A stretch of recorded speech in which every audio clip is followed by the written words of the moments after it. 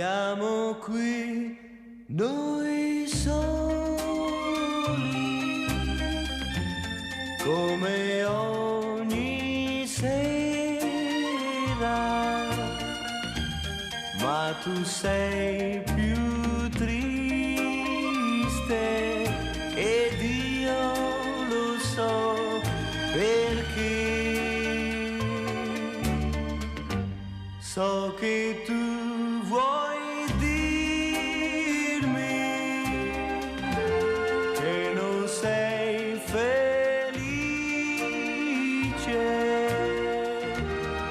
che io sto cambiando e tu mi vuoi lasciare.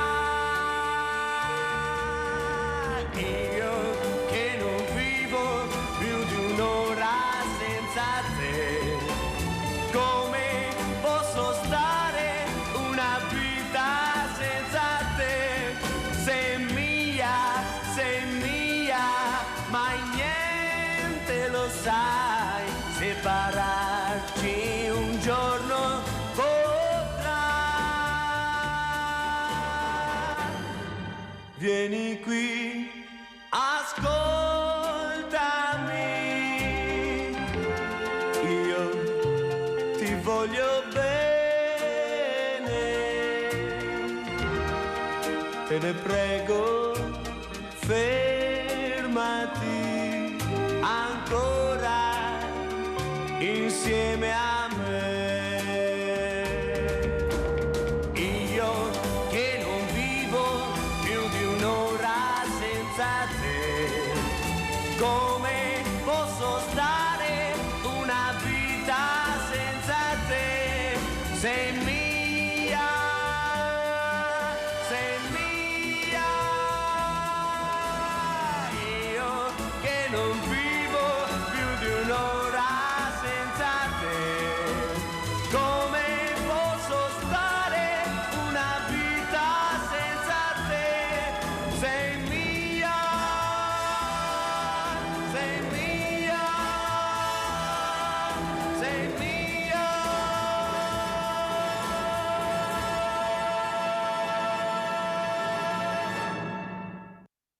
Io sono Rodergina, ho creato questa associazione, sono la mamma di Polato Valentino, un ragazzo solare che a 32 anni ci ha lasciato, con un suo percorso di vita un po' difficile, con problemi cardiaci, ha superato un tumore, è diventato papà nel frattempo, era solare, gioioso e tutto, e niente, un incidente stradale se l'è portato via.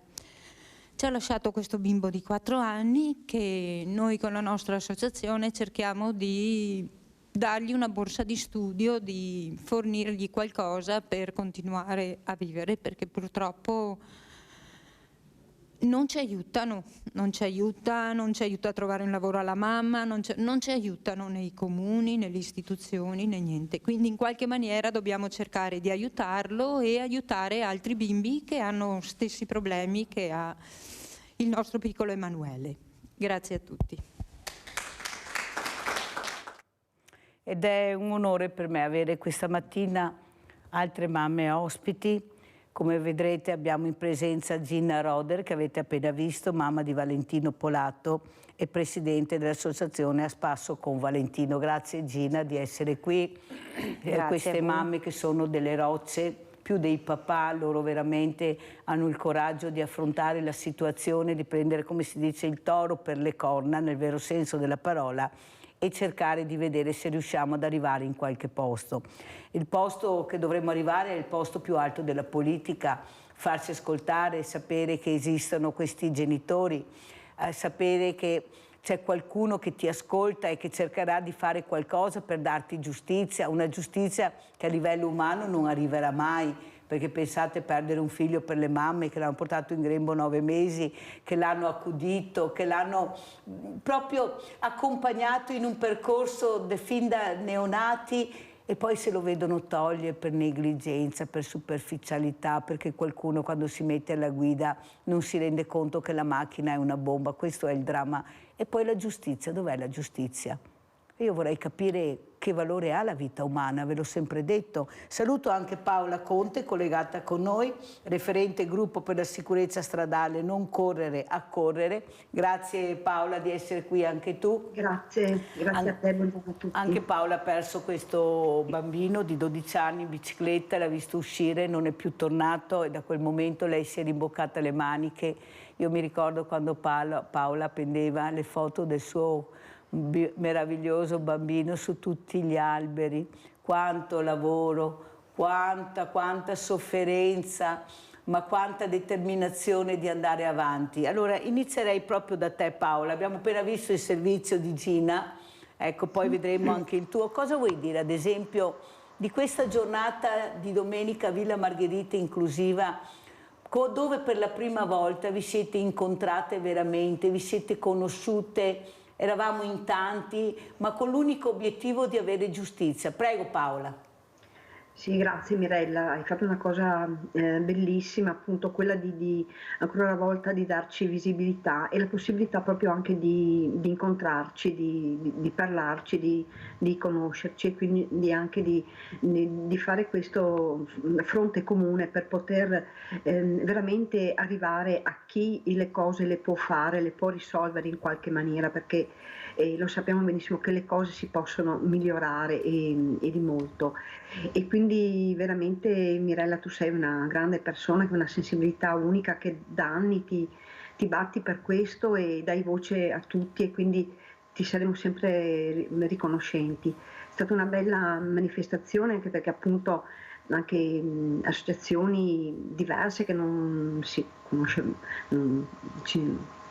conoscevamo insomma e quindi è stata una cosa veramente, veramente importante, ancora grazie di questo. Senti Paola, prima di passare a Gina vorrei chiederti tante battaglie per vincere almeno una guerra, però tu ti stai battendo soprattutto per questo codice stradale, questo codice che non è chiaro, che non rende giustizia. Cosa vuoi dire questa mattina Paola? Appunto parte proprio dalla chiarezza, dal fatto di avere tante regole interpretabili e quindi nasce da là, con una giustizia che è giusta in parte, che non è giusta per molti, ma queste sono le cose che noi possiamo tenere alla luce, far saltare fuori. Ma ancora una volta noi non possiamo fare che tenere alta la luce su questa problematica, ma ci sono altre persone che devono darsi da fare perché venga fatto. Sentiamo allora Gina, come commenti le parole di Paola Conte? Ti ringrazio Gina Roder di essere qui, portare anche tu la testimonianza di mamma, di nonna, con delle sofferenze atroci, perché poi alla fine si chiude il sipario, ti devi arrangiare, nessuno ti chiama, nessuno ti dice niente. Prego Gina. Allora, intanto saluto tutti, buona giornata. Allora, le porte chiuse le trovi proprio chiuse completamente, anche suonando il campanello non riescono a avere il tempo di ascoltarti. Proprio non sei ascoltata, sia nel discorso stradale, sia nella sicurezza, sia nel fabbisogno che tu potresti avere, chiedere qualcosa. Anche noi avevamo questo piccolo bimbo che perso il papà, è rimasto solo con la mamma non lavora. Quindi suoni i campanelli, chiedi, fai, assistenti sociali, non assistenti sociali, ti rispondono. In Facebook ci sono tante persone che cercano lavoro. Con un bimbo di 4 anni non è facile dire in Facebook ci sono tante persone che cercano lavoro. Cioè un genitore lo ha già perso, è giusto che l'altro abbia degli orari da poter accudire questo bimbo, non andare a lavorare di sera e il bimbo a chi lo lasci? Di giorno non lo vedi che vai a scuola e alla sera vai a lavoro. Se non ci fossero i nonni cosa fai? Se non ci fossero i nonni cosa fai? Però è anche vero che il bimbo non deve stare solo con i nonni, deve avere anche i genitori. Uno non c'è e se l'altro lavora di notte, quando lo vede? Senti, Ma Gina, le porte non si aprono. ma proprio perché non zero. si aprono secondo te, Gina? Perché non vogliono ascoltare, perché il problema non li riguarda, perché vuol dire mettersi in prima posizione e dare delle risposte che non riescono a dare? Secondo te cos'è che non c'è? Perché non c'è questo ascolto? Non c'è interesse, secondo me, perché finché la cosa non ti tocca non c'è interesse. La cosa deve toccarti. Allora quando ti tocca qualcuno apri una porta, ma finché non ti tocca non è una cosa mia, non mi riguarda e in qualche maniera rimboccati le maniche e vai. Ascolta Gina, tu hai questo nipotino, come si fa a dire a un bambino che non c'è più il papà? Perché dobbiamo pensare anche a loro, perché sono piccoli, ma sono anche grandi a volte, perché ragionano molto di più di quello che noi pensiamo. Sì. Allora, Valentino è mancato di venerdì mattina alle 7:15 del mattino, così rientrava dal lavoro. Io l'ho saputo alle 8:30, sono venuti i carabinieri a casa, nel qualora ho chiamato la mamma che era a casa col piccolo. E ho detto vengo a prenderti, vieni qua e così abbiamo fatto. C'era periodo Covid, non Covid, restrizioni, quindi nell'appartamento mio di 75 metri quadri siamo andati da mia mamma che ha una casa un po' più grande, un giardino, quindi conteneva anche un po' di gente senza avere... E allora la mamma gli dice dai Emanuele andiamo via perché papà ha rotto la macchina, ha fatto un incidente. Ma non gli è stato detto niente. È passato il venerdì, tutta questa gente a casa, avanti e indietro. È passato il sabato, alla domenica abbiamo deciso di trovarci i nonni e mamma e dirlo a Emanuele.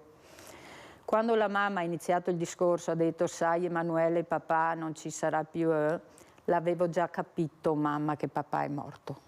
Questa è la risposta. Ci ha gelato. Quanti anni aveva Emanuele? 4 anni e mezzo. Rinaldo da Venezia, vai piccolo. Rinaldo. Ciao Mirella e buongiorno alla tua ospite.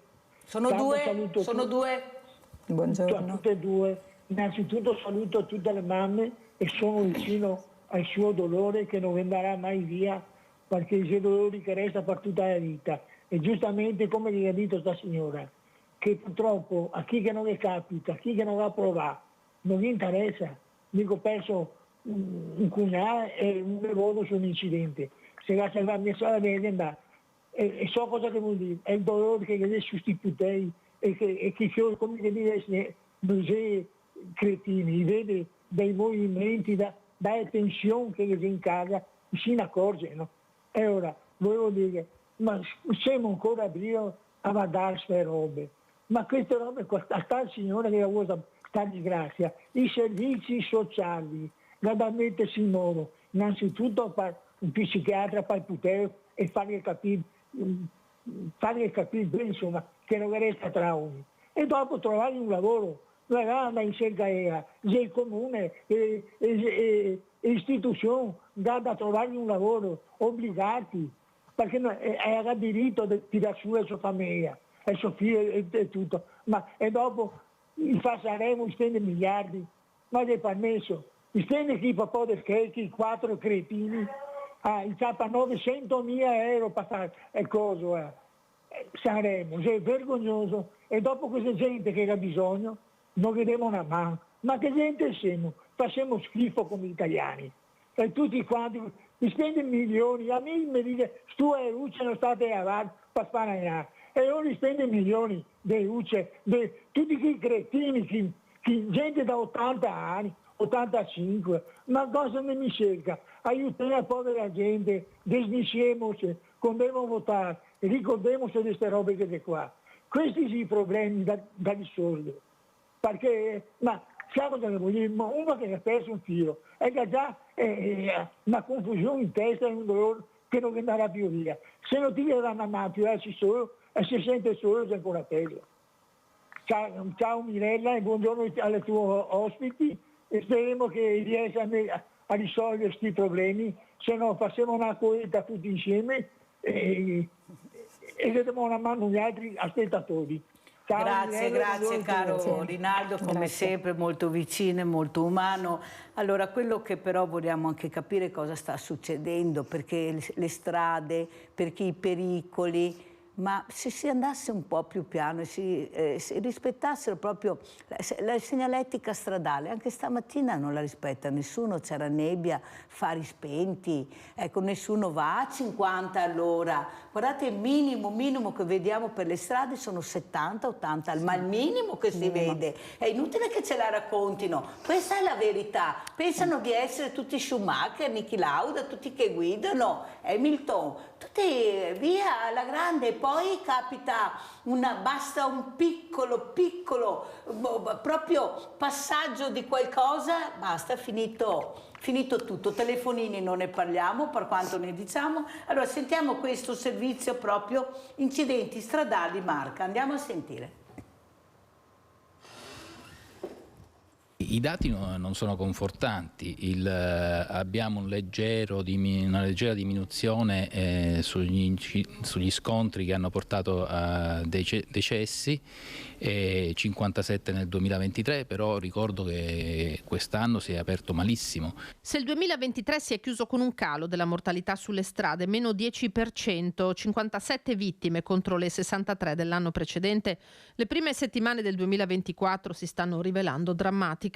La causa principale dei sinistri si conferma la stessa che l'anno scorso ha causato ben 14 vittime. Il maggior numero di incidenti è dovuto alla fuoriuscita autonoma, che porta a considerare il fatto che la persona ha tenuto un comportamento di guida non conforme al codice della strada o adeguato alle condizioni della viabilità.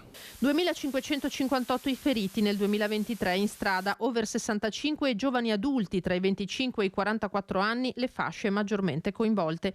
Giugno il mese nero con 9 mortali, il sabato e la domenica i giorni peggiori. In questo quadro il prefetto non usa giri di parole per dare un giudizio su chi abbatte i velox o i cartelli di limite dei 30 all'ora. Credo che scarsa intelligenza, livello di culturale bassissimo, mancanza di buonsenso, in una parola si dice imbecillità sul vocabolario. Fatto sta che la prefettura sta procedendo alla revisione dei 4 velox autorizzati direttamente dall'ufficio del governo, rispettivamente a Castello di Godego, Volpago, Riese, non appena verrà ripristinato dopo il recente abbattimento, e Roncade in Treviso Mare. D'altro canto l'alta velocità ha registrato nel 2023 un incremento del 52% delle sanzioni. Vi sono stati più controlli e sostanzialmente danno anche alcune sanzioni in più. Se ci sono agenti sulla strada, se c'è più polizia locale, in qualche modo si riesce a intervenire in tempo reale e dare una risposta. Tra gli strumenti in campo da quest'anno un portale web a uso istituzionale in cui vengono caricati in tempo reale i dati di rilevazione degli incidenti. Di conseguenza andare a individuare punti neri o altre situazioni particolari dove è possibile fare qualcosa. Abbiamo visto che invece il trend è quello di una fuoriuscita autonoma e quindi sappiamo che il problema è il comportamento degli utenti in questo momento e in questo caso possiamo fare ben poco. Allora Paola Conte, tu hai appeso in questa bellissima stanza nel piano nobile di Villa Margherita delle foto che ci ritraggono, io e te anche. Quanti anni sono passati, Paola? Quante battaglie abbiamo fatto? Eppure la politica non si avvicinava, ti ricordi? Avevamo le forze dell'ordine che ci accompagnavano di notte quando facevamo questi percorsi per far capire l'importanza di andare piano, di rispettare le regole della strada. Eppure nessuno si faceva sentire. All'improvviso poi, quando ci sono le elezioni o qualche candidatura, qualcuno si affaccia.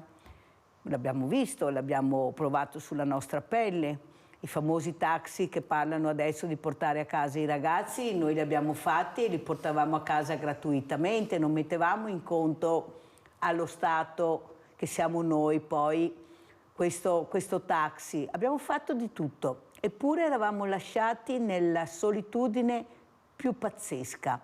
Da tutti questi anni sono, ve lo posso assicurare, veramente tante coazioni veramente importanti. Cosa vuoi dire, Paola? Come vedi questi tavoli rotondi? Parlano sempre loro, sono gli stessi, io non vedo genitori, non vedo ragazzi. Cosa vedi? Come commenti tu? Sì, abbiamo visto il prefetto, abbiamo visto le forze dell'ordine, ma lo sappiamo già cosa pensano. Il problema è che vogliamo capire cosa pensano i ragazzi. Chi sono i ragazzi? Perché non li interroghiamo? Perché non riusciamo a far parlare quelli che hanno ucciso le persone, cosa provano? Non si sa chi sono, dove sono, come vivono, se hanno chiesto almeno scusa, tanti non hanno neppure chiesto scusa, anzi ne hanno ucciso altri. Prego Paola. Ma infatti io avevo anche cercato proprio anche nei nostri incontri di portare qualcuno che sia responsabile di questo, perché sarebbero testimonianze molto importanti, ma capirai per loro è molto difficile. Però tornando ancora, noi in questi anni abbiamo avuto anche tante pacche sulle spalle, appunto magari in periodi appunto a loro favorevoli, e anche appunto si fa, magari in provincia si fa, però non alziamo la voce verso il governo, verso chi può avere delle soluzioni veramente determinanti. Cioè io questo non lo so, perché più di metterci la faccia a noi, il nostro dolore, perché dovrebbe essere una cosa automatica. Anche appunto sento con dispiacere appunto anche il caso appunto di Gina, della famiglia, ma se succede una cosa del genere, automaticamente deve instaurarsi un aiuto. Ancora non riusciamo a entrare nella testa, nel cuore di queste persone, dei politici, di chi deve fare. Cioè, non lo so Mirella, non so cosa dirti, più di testimoniare. Quando vado nelle scuole i ragazzi dicono ma ci vogliono più di questi incontri, non tutti possono averli, perché deve crescere la consapevolezza. E ancora una volta, guarda Mirella, è molto importante, c'è stato anche un convegno in primavera sull'importanza delle parole. Se noi continuiamo a chiamarli incidenti, è una cosa che scivola, è una cosa che tanto accade, un incidente. No, non sono incidenti, tante volte sono crimini, e dobbiamo dare la parola giusta a quanto succede. Perché abbiamo Diego da Arzignavo. Ciao Diego. Diego? Pronto? Diego? Diego? Loro dicono in Gerizia che sento, io non sento niente. Tacca la chiave. Ecco qua, dai Diego. Pronto? Sì, prego. Pronto? Senta, sono Olivieri Diego da Arzignano. Allora, mi volevo esprimere per quanto riguarda i telepass. Sì. Io dico, no, che ci sono due soluzioni. La prima sono i dossi per rallentare la velocità, e questi sono determinanti. La seconda cosa è, che è già stato fatto, di montare dei semafori. Quando scatta rosso sei obbligato a fermarti se hai superato la velocità dei 50 km all'ora. Se non lo superi ti arriva una multa salata e più un punteggio della patente. Abbiamo fatto già troppi discorsi, i politici, bisogna passare ai fatti. Questi sono i fatti. Non continuare a dire che si potrebbe e non si potrebbe. I dossi è la prima cosa. La seconda, mettiamo dei semafori collegati, già qualcuno l'ha fatto, superando i 30 o i 50 al limite che si metterà, automaticamente scatta rosso e sei obbligato a fermarti. Se non lo fai, giustamente le sanzioni arrivano pesanti. La ringrazio, volevo una risposta da parte della signora che ha detto tante cose interessanti, ma senza cose concrete. Buona giornata. Grazie Diego, lo risponderà subito Paola Conte, ma vorrei sentire anche Gina. Come commenti Gina sia le parole di Paola che la telefonata di Diego? Capisco la telefonata di Diego e è giusto anche quello che dice, però dico, passato il semaforo che scatta il rosso, poi si riprende a correre. Cioè, serve qualcosa da... quello è un momento, cioè lo fermi, è come quando passi di fronte all'autovelox, sai che c'è l'autovelox, abbassi dai 70 che sei, arrivi ai 50, passati i 200-300 metri riparti a 70. Lo dice già la macchina che c'è, te poi lo dice tutto. Ecco, quindi passato quel semaforo, la macchina riprende a correre. Cioè serve qualcosa di più. Poi sono anche queste macchine, comunque se non possiamo correre più di 50, più di 70, più di 100, perché facciamo le macchine che corrono fino a 200? Dovrebbe essere anche già nelle case automobilistiche dei fermi dove non, secondo me, puoi correre. Cioè, la sicurezza dovrebbe già uscire anche nelle macchine, cioè nella produzione dovresti avere questo, questo e questo. Sempre una mia idea, una mia opinione, un mio pensiero. E invece purtroppo vedi, facciamo sempre macchine più veloci, macchine con più anche questi indicatori che dicono no telefonino, no qua, no là, in macchina ti trovi un televisore. Dove vogliono andare a parare? Cioè, Dove che ce lo spieghino almeno. Dove vogliamo andare a parare? Oppure anche i camion. Ti ricordi Paola Conte quando avevano proibito ai camion di superarsi, erano tutti in fila sulla corsia? Vi ricordate tanti anni fa che finalmente si è arrivati a questo? E poi la lobby ha vinto, perché in Italia vincono le lobby, non vinciamo noi cittadini che anche ci rimocchiamo le maniche per cercare di migliorare la vita, vincono le lobby e abbiamo visto incidenti che succedono, poi ognuno si passa il cerino, non è colpa mia, è colpa tua. Ecco, cosa vuoi dire Paola Conti in merito anche a quello che ha detto Diego e a quello che ha detto Gina? Ovviamente sì, cose concrete, le ho spiegate tante volte appunto di cose concrete e abbiamo fatto l'elenco di fare, perché per esempio anche soltanto, come diceva Gina, il discorso di dispositivi da mettere nei mezzi, almeno fosse obbligatorio anche nei camion, cioè di dissuadere il mezzo che si metta in azione se questo qua è ubriaco, come quello dell'altro giorno che è andato contromano. Cioè se automaticamente abbiamo dei mezzi appunto che non vanno in funzione se la persona è alterata, cioè, e cosa stiamo aspettando a mettere questi dispositivi obbligatori in tutte le macchine, figurarsi appunto sui camion. Cioè appunto il discorso appunto le persone vanno veloci con macchine veloci, ma da 20 anni che sento, ma perché fanno macchine veloci se nelle strade non dobbiamo andare veloci? E poi anche quanto è successo anche con questa cosa di Fleximan e compagnia cantante, cioè questo dà proprio il senso dell'ignoranza che c'è riguardo la sicurezza stradale. Allora abbiamo parlato tante volte anche della cultura, ma la cultura quando si fa, come si fa, le campagne di sensibilizzazione, quando, dove, come, efficaci, i controlli che ci sono, ma se ce ne fossero di più qualcosa succederebbe. Ormai i dossi sono superati perché in alcune zone non li puoi mettere, ecco, i semafori intelligenti, quelli appunto, le persone si fermano là in quel tratto e poi continuano a correre, quindi è un discorso culturale ancora una volta, e ancora una volta dico abbiamo perso almeno 30 anni perché c'è una legge sull'educazione stradale, avremo adesso degli adulti consapevoli e non è stata attuata perché loro fanno le leggi e poi i regolamenti non li attuano. E allora ancora una volta, cioè, le ricette ci sono, ma se non sono i politici e non c'è il governo che le mette in atto, cosa possiamo fare? Abbiamo Nadia da Treviso, ciao Nadia.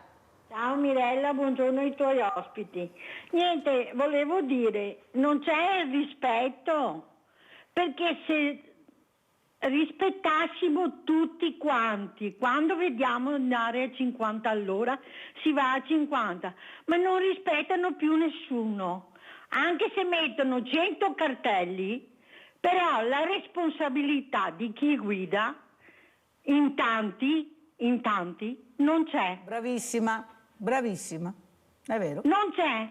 Dobbiamo metterci in testa che quando c'è obbligo di andare in quella andatura, dobbiamo andare in quella andatura. Non c'è niente. Potrebbero mettere anche 1000 vigili, ma se c'è la gente che non ha testa, perché io rispetto e ci sono tanti che mi suonano, no, io vado a 30 all'ora quando c'è da andare a 30, a 50 quando è andare a 50. E metto fuori le segnalazioni, le frecce che non le mette più fuori nessuno. È vero. Confermo. Anche sulle rotonde non fanno l'indicazione dove devono girare. No, senza frecce, destra, sinistra. No, c'è la gente che ormai non guida più con responsabilità. Mirella, volevo dirti, oggi è il mio 53esimo anniversario. Auguri Nadia, da tutta Sveglia Veneti, dalla grande famiglia. Auguri Nadia, un abbraccio. Grazie. Grazie a te. Abbiamo cara. bisogno di un po' di serenità. Bravissima. Grazie, arrivederci e buona giornata. Tanti auguri Nadia, di cuore, veramente tanti auguri. Allora andiamo a vedere, perché si parla, ma ne basta uno che rovina tutto quello che abbiamo detto. Come si fa ad andare in contromano in tangenziale? Eppure è successo ancora a Padova. Andiamo a vedere il servizio. Contromano a fortissima velocità e ubriaco lungo la tangenziale di Padova. È stato convalidato l'arresto dell'autista di un camion che nella notte tra domenica e lunedì, per sfuggire ad una pattuglia della Polizia Stradale di Venezia, aveva imboccato Corso Argentina in direzione Abano Terme, Contromano. Nel tentativo di fuga il camionista aveva prima speronato una delle auto di servizio e poi era andato contro un'altra auto in transito con alla guida una donna immediatamente soccorsa da un secondo equipaggio della polizia. Il camionista è stato inseguito e bloccato a Selvazzano Dentro. L'uomo, visibilmente ubriaco, è stato fatto scendere a fatica dal mezzo. Gli sono contestati i reati di resistenza a pubblico ufficiale, fuga e omissione di soccorso, danneggiamento e guida in stato di ebbrezza. Sia i poliziotti che la conducente dell'auto sono ricorsi a cure mediche. Per cosa che sia. Allora, noi stiamo intanto chiacchierando perché veramente come fai a stare zitta noi poi che siamo in prima linea? Ma cosa vuoi dire Gina? Ma allora cosa dobbiamo fare? Cioè, ma se vi rendete conto, noi parliamo, no, non vorrà mica dirmi questo uomo che non sa niente, che ha bevuto, si è messo alla guida lo stesso, contromano, avete visto che disastri? Gli ritirano la patente, lo mandano ai domiciliari per un po', lui risale in un altro mezzo, anche senza patente, e siamo sempre là.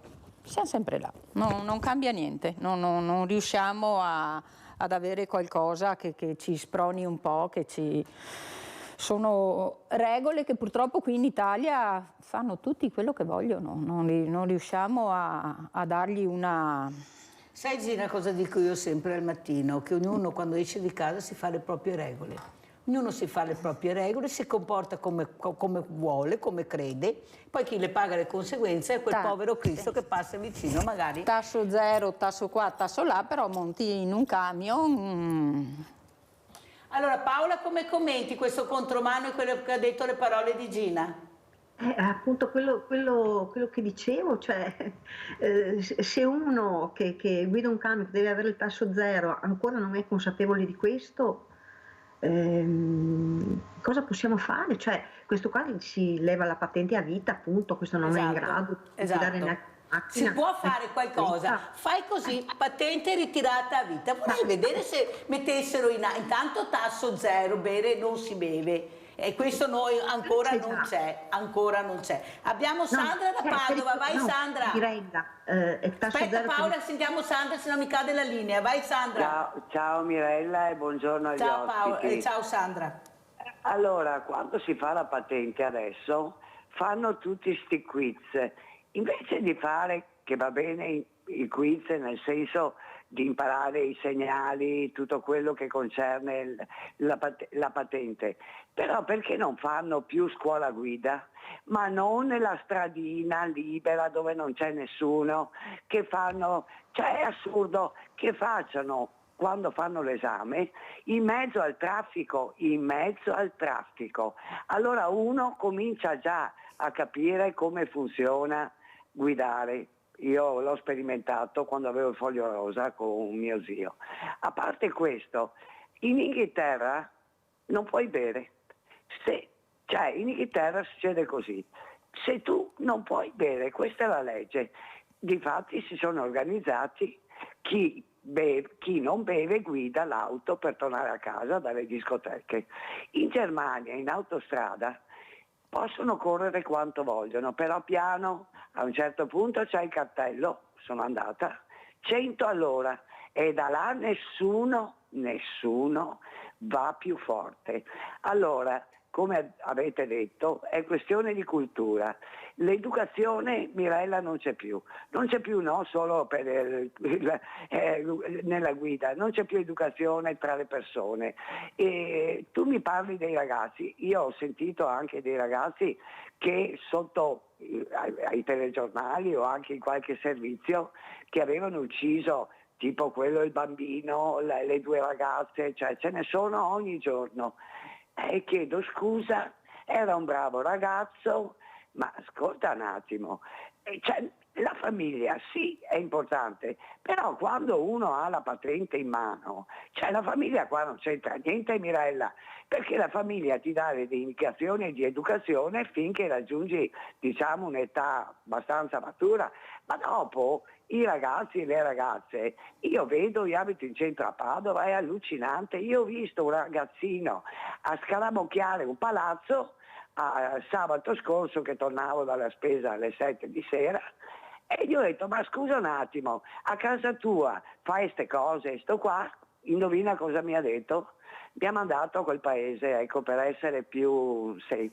Allora, a questo punto io dico, bisogna insegnare a scuola. Io quando andavo alle elementari alle Carraresi, che era in centro a Padova vicino al Duomo, mi ricordo che facevano educazione stradale con le macchinine 2 volte all'anno, con le macchinine facevano il percorso, poi c'era quello che faceva il veci del vigile, cioè bisogna imparare da piccoli, perché se tu impari da piccolo, io sono una mosca bianca che si ferma quando c'è l'alta semaforo per passare e mi guardano anche male, Mirella, mi guardano male, come fossi la cretina del villaggio, e invece io sono stata educata così e mi fermo, non credo che perdere 2 secondi o 5, 1 minuto è tanto, mi sposta se devo andare a fare la spesa o se ho un appuntamento, se ho un appuntamento parto prima, cioè ecco, e allora ci vogliono delle regole ferree, ritiro patente come hai detto te,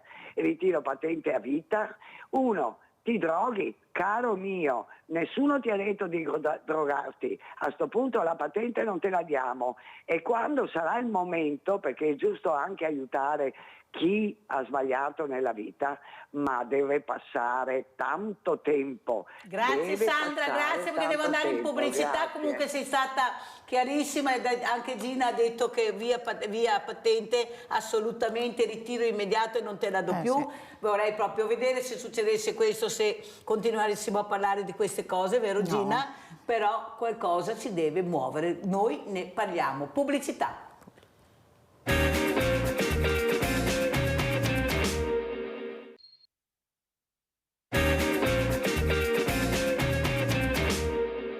Quando passava di qua era la mia tosetta, in parole di dialetto così, perché era sempre sorridente, sempre che saltava per dire basta, non la vediamo più purtroppo. Dispiace da morire, una cosa troppo brutta, morire così. Buona, simpatica, aperta, gioviale, sportiva. Aveva tante belle qualità per me. Dopo la ricordo così perché l'ho vista da piccola. Aveva 1 anno, quindi l'ho vista crescere. In via Marconi a Crocetta del Montello non c'è pace, solo sconcerto e dolore per la tragica fine di una ragazza a cui era impossibile non voler bene. È morta nel peggiore dei modi in via Fraina col Francui, dove restano le tracce della sbandata letale e un fiore giallo.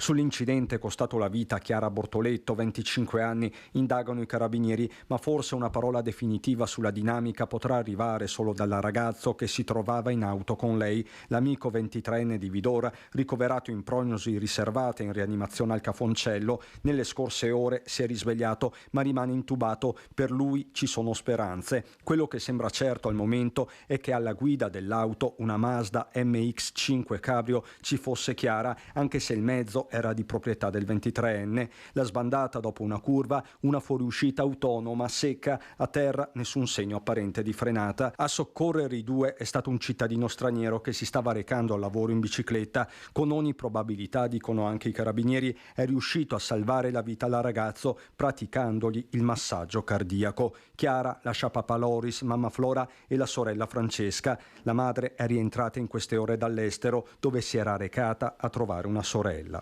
Ieri mattina è partita, mi ha detto il marito stamattina, si è partita ieri mattina e quando è arrivata ha saputo la notizia, penso sia tornata, cioè tempo di fare le carte e ritornare indietro, insomma, ecco, non lo so. Comunque ho dato una famiglia meravigliosa. La disperazione, basta, lui non parla, cosa vuoi che faccia? Piange e basta, e la figlia è uguale, ma non si può fare niente, basta, se si riuscisse a sollevare di qualcosa, ma non si riesce a fare niente purtroppo. Attoniti anche gli amici. Victor è titolare del bar che Chiara frequentava. Una persona molto solare, molto vivace, sì, siamo tutti molto sconvolti da quello che è successo, insomma, da quando abbiamo ricevuto la notizia ieri, 2 giorni fa era qua, quindi sì, siamo rimasti tutti molto, sì, non ci credevamo, insomma. La comunità è una famiglia, quindi quando c'è male per qualcuno c'è male un po' per tutti e quindi altro non possiamo che a parole cercare di esprimerlo. Forse l'abbraccio servirebbe di più, ma siamo tutti vicini. Allora Paola Conte, come commenti questo servizio? Bravi ragazzi, buone famiglie, ma nessuno mette in discussione che sono bravi ragazzi, cattive famiglie. Il problema è che come guidano, quando guidano i comportamenti si truccano, si baciano, giocano, perché io li vedo, fanno così. Cosa vuoi dire Paola? Questa sicurezza, questa poca percezione che sembra sempre che capiti agli altri. E vedi, ancora una volta, cioè io spero la prossima volta magari invita i rappresentanti anche della motorizzazione, dove mettano in quei corsi per la patente delle ore dove venga spiegato le conseguenze di una guida disattenta, veloce. I ragazzi devono capire, cioè quella è una sede per far capire ai ragazzi che quando hanno in mano una macchina non si scherza, perché un momento e il momento lo paghi caro. E, sì, non si può andare avanti così. Anche mi chiedo, questi ragazzi leggono i giornali, si informano, capiscono che continuano ogni giorno questi casi per una stupidaggine, per una disattenzione, e vanno contro il palo e vanno fuori strada. E poi non si torna più indietro, devono capire questo. Che la vita è sacra. Gina, come commenti? Che è un'arma a doppio taglio, che puoi far male e farti male, ma non riusciamo a farglielo, a mettere un qualcosa da far capire. Come diceva Paola, dovremmo iniziare proprio dalle scuole, da quando sono piccoli, dovrebbe entrare proprio come programma scolastico. Io ho dei nipoti che non sono qui in Italia, sono in Svezia, ma loro già da piccoli, 4-5 anni, quando venivano qua, che andavano in bicicletta, zia, nonna, mamma, il casco, le ginocchiere, già dalla bicicletta, qui da noi purtroppo non c'è né all'asilo né alla scuola, non c'è una... Parliamo, Anna, Gina, hai detto una cosa importantissima.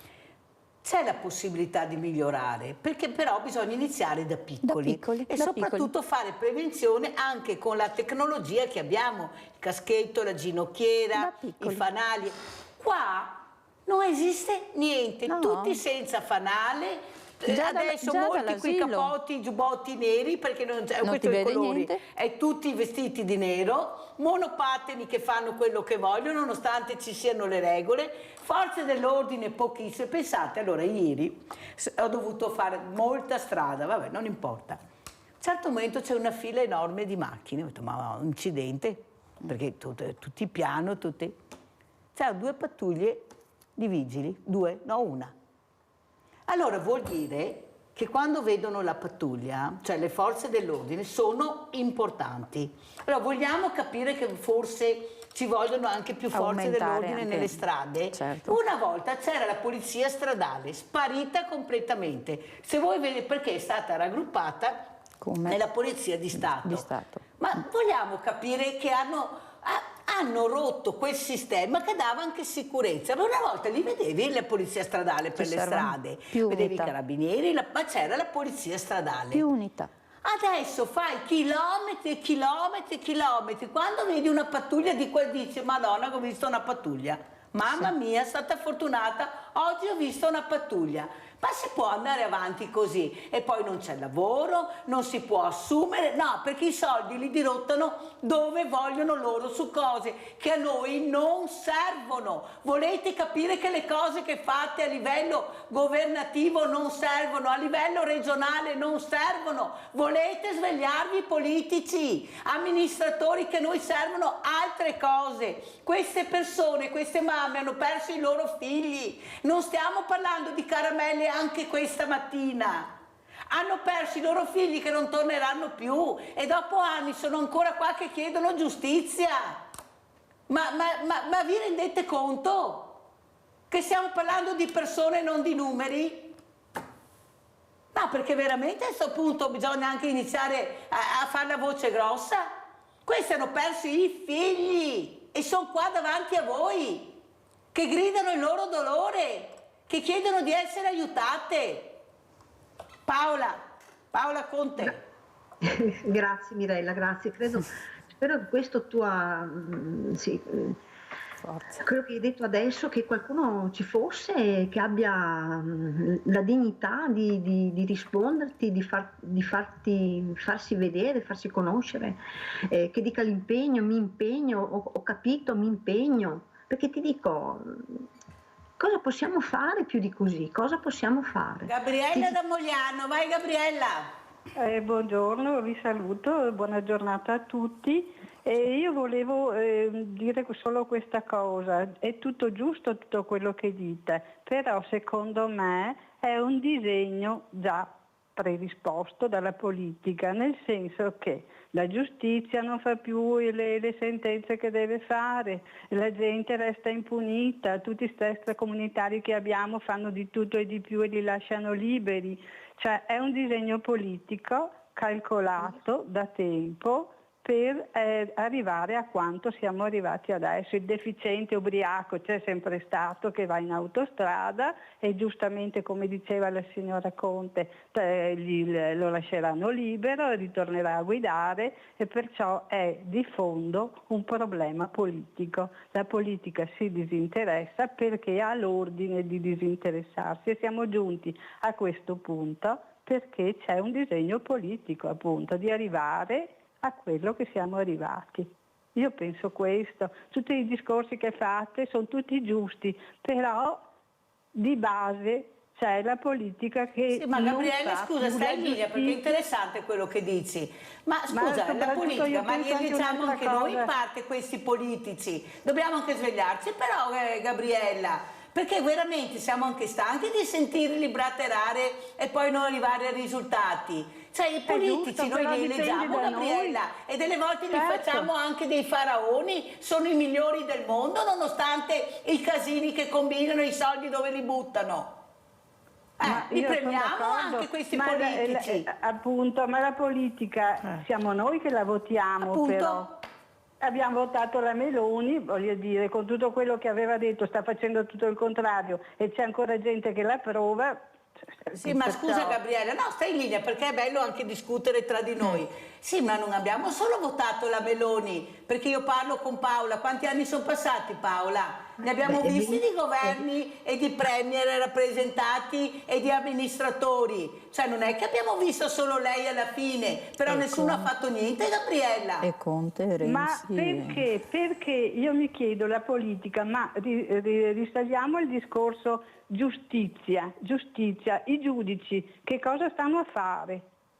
Non puniscono più nessuno, o se puniscono li lasciano in libertà, perciò... Sì, ma se i giudici applicano le leggi che vengono fatte dal Parlamento, Gabriella, i giudici applicano le leggi che vengono fatte in Parlamento, e in Parlamento chi siede? Siede la politica. Allora il giudice fa il lavoro che deve fare, perché le leggi le fa il Parlamento. Grazie Gabriella, devo chiudere, se ho appogliato il microfono, Gabriella hai parlato di più. Allora Paola, come commenti le parole di Gabriella? Sì, ho capito io, ma sono loro che devono darsi una mossa, non noi, prego. No, non so cosa vogliono, l'estinzione della specie umana, non lo so, però credo veramente, Mirella, che noi dobbiamo fare delle domande precise e pretendere delle risposte precise, come ti ho chiesto ancora, ai politici. La prossima volta invita quelli delle motorizzazioni. Guarda, e chiediamo... Paola, che li invitano, ma al mattino sono impegnati, perché un conto è la sera, un conto è il mattino lavorano, fanno super lavoro. Perciò allora, sono come i parlamentari ormai, anche loro, al mattino tutti lavorano, allora se quello che riesco a fare riesco, però capisci bene che delle volte vai a sbattere contro, perché giustamente questa gente è. Gina, come commenti le parole di Gabriella da Mogliano e anche quello che ha detto? Gabriella ha ragione, dipende dalla politica, però non è che sia solo la Meloni che abbiamo adesso, abbiamo avuto un percorso di politici e non è cambiato niente.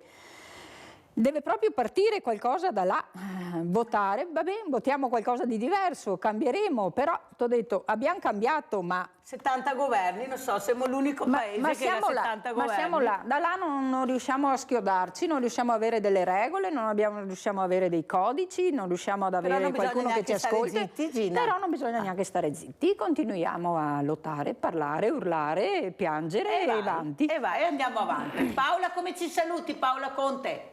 Allora, ancora ringrazio per darci voce e insistiamo per avere delle risposte dai politici che, se vogliono, prendono una mezz'ora anche il mattino per risponderci, perché evidentemente non vogliono risponderci, non hanno delle risposte credibili, ecco.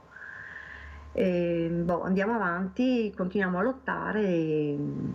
Chi la dura la vince, Paola. Sai il mio motto qual è? Sai il mio motto, tu mi conosci, chi la dura la vince, Paola. Sebastiano da Abano, vai Sebastiano. Buongiorno signora Mirella, lei e i suoi ospiti. Buongiorno. Io guardi, ho 46 anni, a 18 anni mi sono preso la patente, ringraziando a Dio ho fatto solo un incidente, ma neanche che l'ho fatto io, mi sono venuto addosso, quindi io avevo ragione al 100%. Quindi però di infrazione ho fatto soltanto un'infrazione allora, quando ero venuto qua a Padova, che sono entrato purtroppo per errore nella zona traffico ZTL. Poi del resto non ho mai avuto problemi con la guida, ho sempre guidato bene, perché io so che quando sono sopra la macchina, una macchina è un'arma, quindi in un attimo ti può cambiare la vita a te e poi fare morire a qualcuno. Quindi alla fine preferisco ritardare all'appuntamento, perché tanto si sa, c'è più tempo che vita. Quindi la vita è una volta e si dona e via.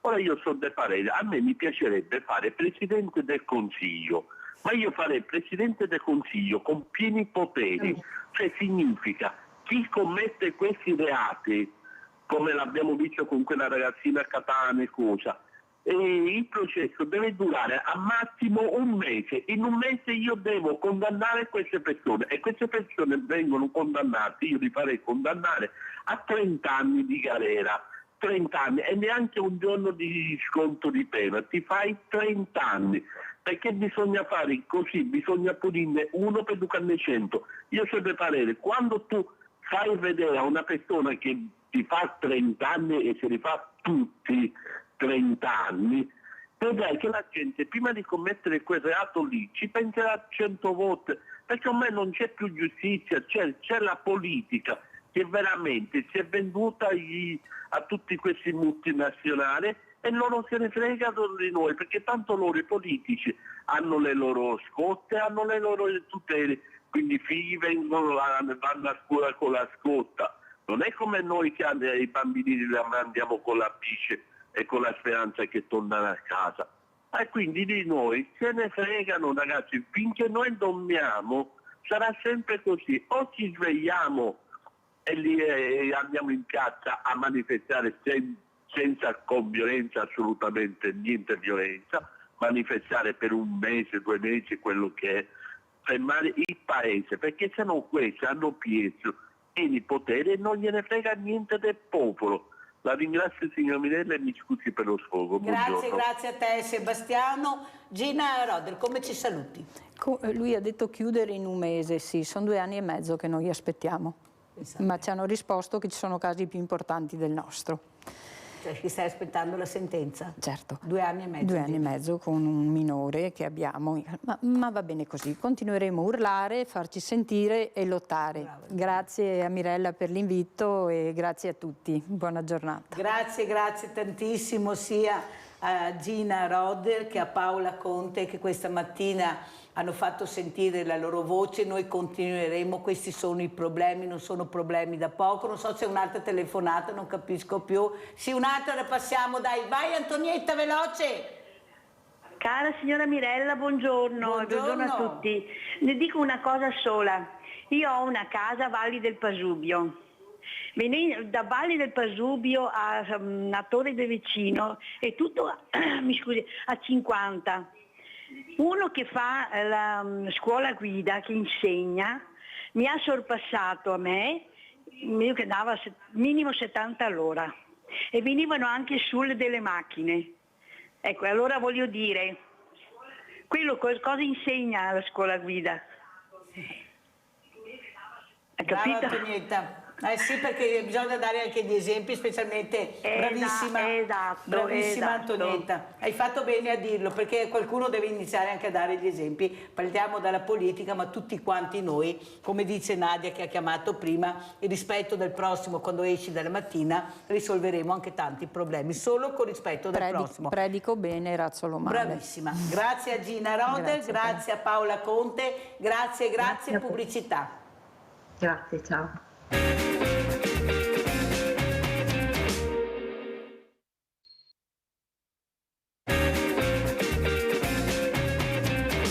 Io sono mamma di Riccardo Laugeni, morto il 14 luglio del 2019 insieme ai suoi amici a Jesolo, lasciati annegare nel canale. Ho formato questa associazione che si chiama ALBA, Luci sulla Buona Strada, perché logicamente vogliamo fare in modo di cercare di evitare altre stragi. Mi voglio attaccare a una cosa, Mirella, a Monica. Monica prima ha detto una cosa importante, siamo sole. Sì Monica, è vero, siamo sole. E te lo dice una mamma che però ha capito che non è sola. Riccardo c'è, Mirella sa la mia situazione fisica, io sto combattendo, ho tolto 4 tumori, ce ne sono altri, ma sorrido e continuerò a sorridere, perché altrimenti Riccardo dall'alto si arrabbierebbe da morire a vedermi così distrutta. Quindi penso che noi già, tutti quanti qua, siamo già una forza, siamo un poterci anche andare a mangiare una pizza insieme, perché tante volte noi non lo pensiamo. Beh, dipende, perché io ho un'agenda piena. E quindi io dico, supportiamoci tra di noi, perché il mio messaggio che arriva a te quando tu fai una chiamata, la stessa cosa con Alain quando, penso, come ha detto Mirella, che la nostra unione faccia la forza. E io principalmente non mi sento sola a combattere la mia battaglia e a voler sopravvivere, perché ho voi. Quindi io non sono sola. Tu Monica servi a me e quindi non sei sola, tu sei importante anche per una mamma che non ha più come un'altra persona, quindi penso che questo sia l'esempio più importante. E ringrazio veramente Romina Ceccato, mamma di Riccardo Laugeni, presidente dell'associazione Luci sulla Buona Strada Alba, di essere qui con noi. Ringrazio anche Renato Boraso, collegato con noi da Venezia, assessore con delle infrastrutture stradali, viabilità, piano del traffico, chi ne ha più ne metta. Allora grazie, allora non so assessore se lei ha ascoltato quello che ha detto Romina, quello che avevo detto, non so se era già collegato prima, di queste mamme disperate che nessuno ascolta. Ecco, c'è un qualcosa che loro vogliono, che è giustizia. Qualcuno arriverà a dare giustizia a questi genitori. Lei è padre, è nonno, perciò capite bene che delle volte bisogna anche capire, come diceva Gina Roder, se provassero cosa vuol dire perdere un figlio, forse farebbero qualcosa in più. Prego, assessore Boraso. Sì, ho ascoltato, tanto buongiorno a tutti, grazie Mirella e saluto la tua ospite ovviamente con un grande abbraccio virtuale. Ho visto l'ultima parte e ho percepito nelle parole di chi è intervenuto, dei tuoi ospiti ovviamente questa grande angoscia nel ricercare giustizia rispetto a fatti gravissimi ovviamente che coinvolgono la sfera di tutti noi, ma soprattutto chi li vive in prima persona come genitori e come famiglia sa quanto è dura, credo anche poi viverli, insomma, perché dire le cose è una cosa, viverle poi in prima persona. Io, tu lo sai, mi conosci, cerco di ascoltare molto i nostri concittadini per poi tradurre in fatti concreti sul territorio le scelte. Chiaro che sul tema della giustizia il tema è chiaramente di natura nazionale. Adesso io non mi metto a giudicare Mirella, perché questi temi non dovrebbero essere di parte, cioè non ci dovrebbe essere una parte, indipendentemente da chi vince le elezioni, mi segui, e che fa il legislatore. Su temi così che possono toccare chiunque di noi e riguardano tutti, la politica dovrebbe essere trasversale. Un po' come tu ti ricordi, eri molto arrabbiata sul tema del fine vita, perché ci sono dei temi dove la politica dovrebbe chiudersi su una stanza e agire nell'interesse di tutti, non di una parte politica. Fermo assessore perché abbiamo Paola da Padova, se no cade la linea. Vai Paola. Sì, buongiorno. Buongiorno a tutti. Salve Mirella. Allora, un piccolo flash su quanto riguarda il nostro comportamento folle che abbiamo sulle strade. Coscienza non ce n'è né da parte dei pedoni, né da parte dei ciclisti, da parte degli automobilisti, da parte di nessuno. Quindi per il momento l'unica sarebbe veramente che sia ancora sta famosa polizia stradale, perché in effetti quel miracolo una volta all'anno che ci sono, mica miracolosamente tutti quanti cambia modo di guida, non più al piratesco, ma in maniera quasi civile. Per l'altra cosa dei nostri politici, effettivamente per quanto mi riguarda non c'è più nulla da dire. Ultimo esempio che ho telefonato, mi sembra 3 settimane fa, portando un caso specifico, abbastanza pietoso, ma più che abbastanza, veramente pietoso, dove Godovuo naturalmente nell'arco delle non possibilità a privarmi di una spesa per pagare una bombola di gas in modo che questa persona abbia una minestra calda, il professor Lorenzoni ha detto che mi avrebbe telefonato, che si sarebbe occupato, naturalmente come il solito 000. Hai fatto bene a dirmelo perché oggi rifaccio il numero. Non mi ha chiamato, non ha fatto nulla. Non ti preoccupare, hai fatto bene a dirmelo, aspetta mi segno. No, perché è così che funziona. Paola, grazie, se no non ce la faccio. Comunque è molto chiara, però non metterti in pericolo, lo sai che te l'ho detto che sono veramente in apprensione per te. Paola, ti prego non metterti in pericolo, ecco, per cortesia. Allora Romina, come commenti le parole dell'assessore Boraso? Ecco, questa giustizia che non arriva dovrebbe essere concentrata su tutte le forze politiche, non c'entra destra o sinistra? Prego. Allora, Tu sai il mio pensiero. Allora, innanzitutto io voglio dire che l'incidente che è successo sono mancati oltre a mio figlio anche gli altri 3 ragazzi, Eleonora, Giovanni e Leonardo. Lasciate a negare. Giustizia. Per me voi, senza offesa, senza niente, però è solo una parola, non è niente. Perché come è stato detto prima, se non vi viene toccato, o meglio ancora, attenzione, se non è un tema che interessa alla politica, che porta audience e visibilità alla politica, perché se interessa al governo, interessa ai sindaci o interessa, fate di tutto. Fate eventi, fate manifestazioni, ma se non è una cosa che vi importa, non lo fate. Mi dispiace dire queste parole, ma Mirella lo sa che io sono diretta, perché il dolore che noi proviamo, io lo auguro a nessuno di provarlo. E ultimamente mi sembra che ci siano tante vite umane, specialmente di giovani che dovrebbero essere il vostro futuro, quello che loro dovrebbero andare a votarvi. Ma vi fate una domanda perché i giovani non vanno più a votare? Perché forse non credono, non vedono? Io ho incontrato, e permettimi, scusa se lo dico, ho incontrato il ministro Salvini una volta. Adesso vorrei anche capire quale codice stradale sia giusto, perché ne vedo tanti, un giorno l'altro. Bene, ho incontrato il ministro Salvini, dove avevo creduto ad alcune sue parole. Bene, oggi leggo in una sua cosa dove viene detto: la vita di un ragazzo vale solo 4 anni, successo in un incidente. L'assassino con diversi precedenti penali meriterebbe le attenuanti perché sarebbe stato collaborativo. Queste sono parole dette da un ministro, da un politico.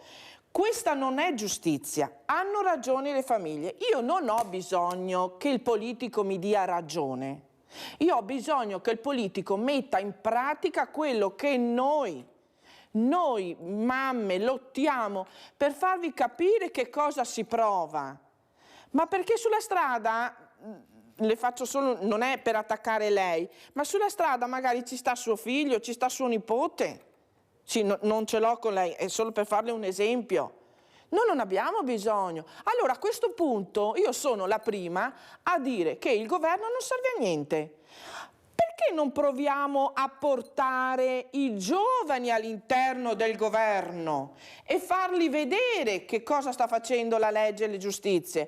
Perché su questi benedetti tavoli di sicurezza che si sono formati, e anche dalle mie parti, ma io come presidente di un'associazione non sono mai stata invitata una volta ad esporre il mio, perché penso che le parole di una persona che vive in prima persona quello che accade sia più importante delle vostre parole, perché io non ho bisogno che lei mi dia la caramella per accontentarmi, perché della caramella che mi dà il politico o il mio sindaco o chi è, non me ne faccio niente. Ferma Romina perché abbiamo Franco da San Donà. Vai Franco. Buongiorno a tutti. Buongiorno. Allora, il problema è che in Italia è fondata solo sui diritti, nessun dovere. Questo è il problema di fondo, secondo me. Abbiamo diritto alla libera circolazione, diritto alla casa, diritto alla salute, diritto alla giustizia. E poi un'altra cosa, sostanzialmente si tende a tutelare il delinquente e non chi subisce, perché nessuno parla di cosa trova uno che subisce un'ingiustizia. Questo è il problema di fondo, purtroppo. Vi saluto e buona giornata. Grazie Franco. Allora andiamo a far vedere questo servizio, l'avrei chiamata anche assessore, ma visto che era qua questa mattina, visto che parliamo di diritti e di doveri, questo servizio è carrozzina barriere architettoniche. Andiamo a sentire. 52.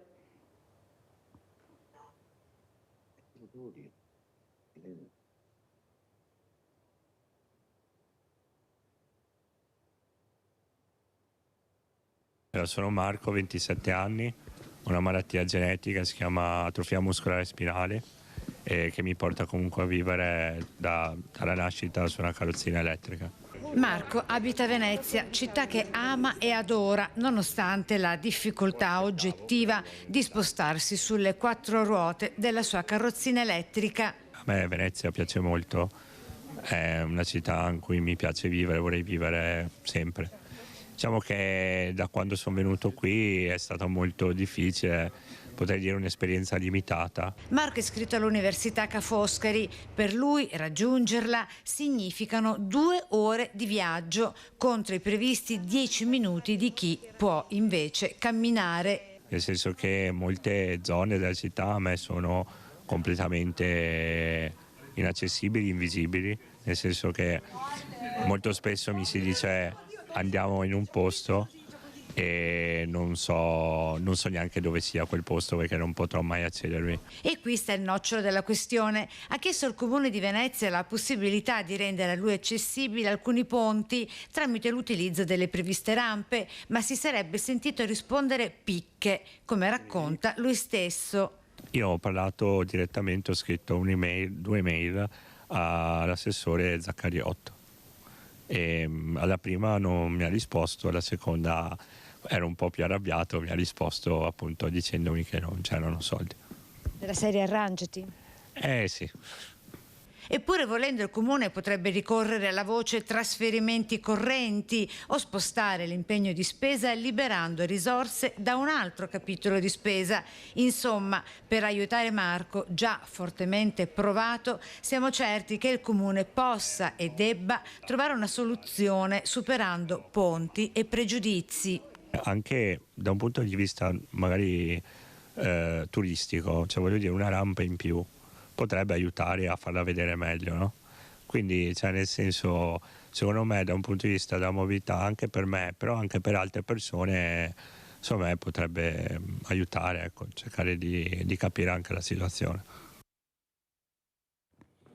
Allora, Assessore Boraso, non so se lei era al corrente, se aveva già visto questo servizio. Ecco, io so la sua umanità, per questo gliel'ho fatto vedere, perché bisogna poi iniziare ad aiutare queste fragilità.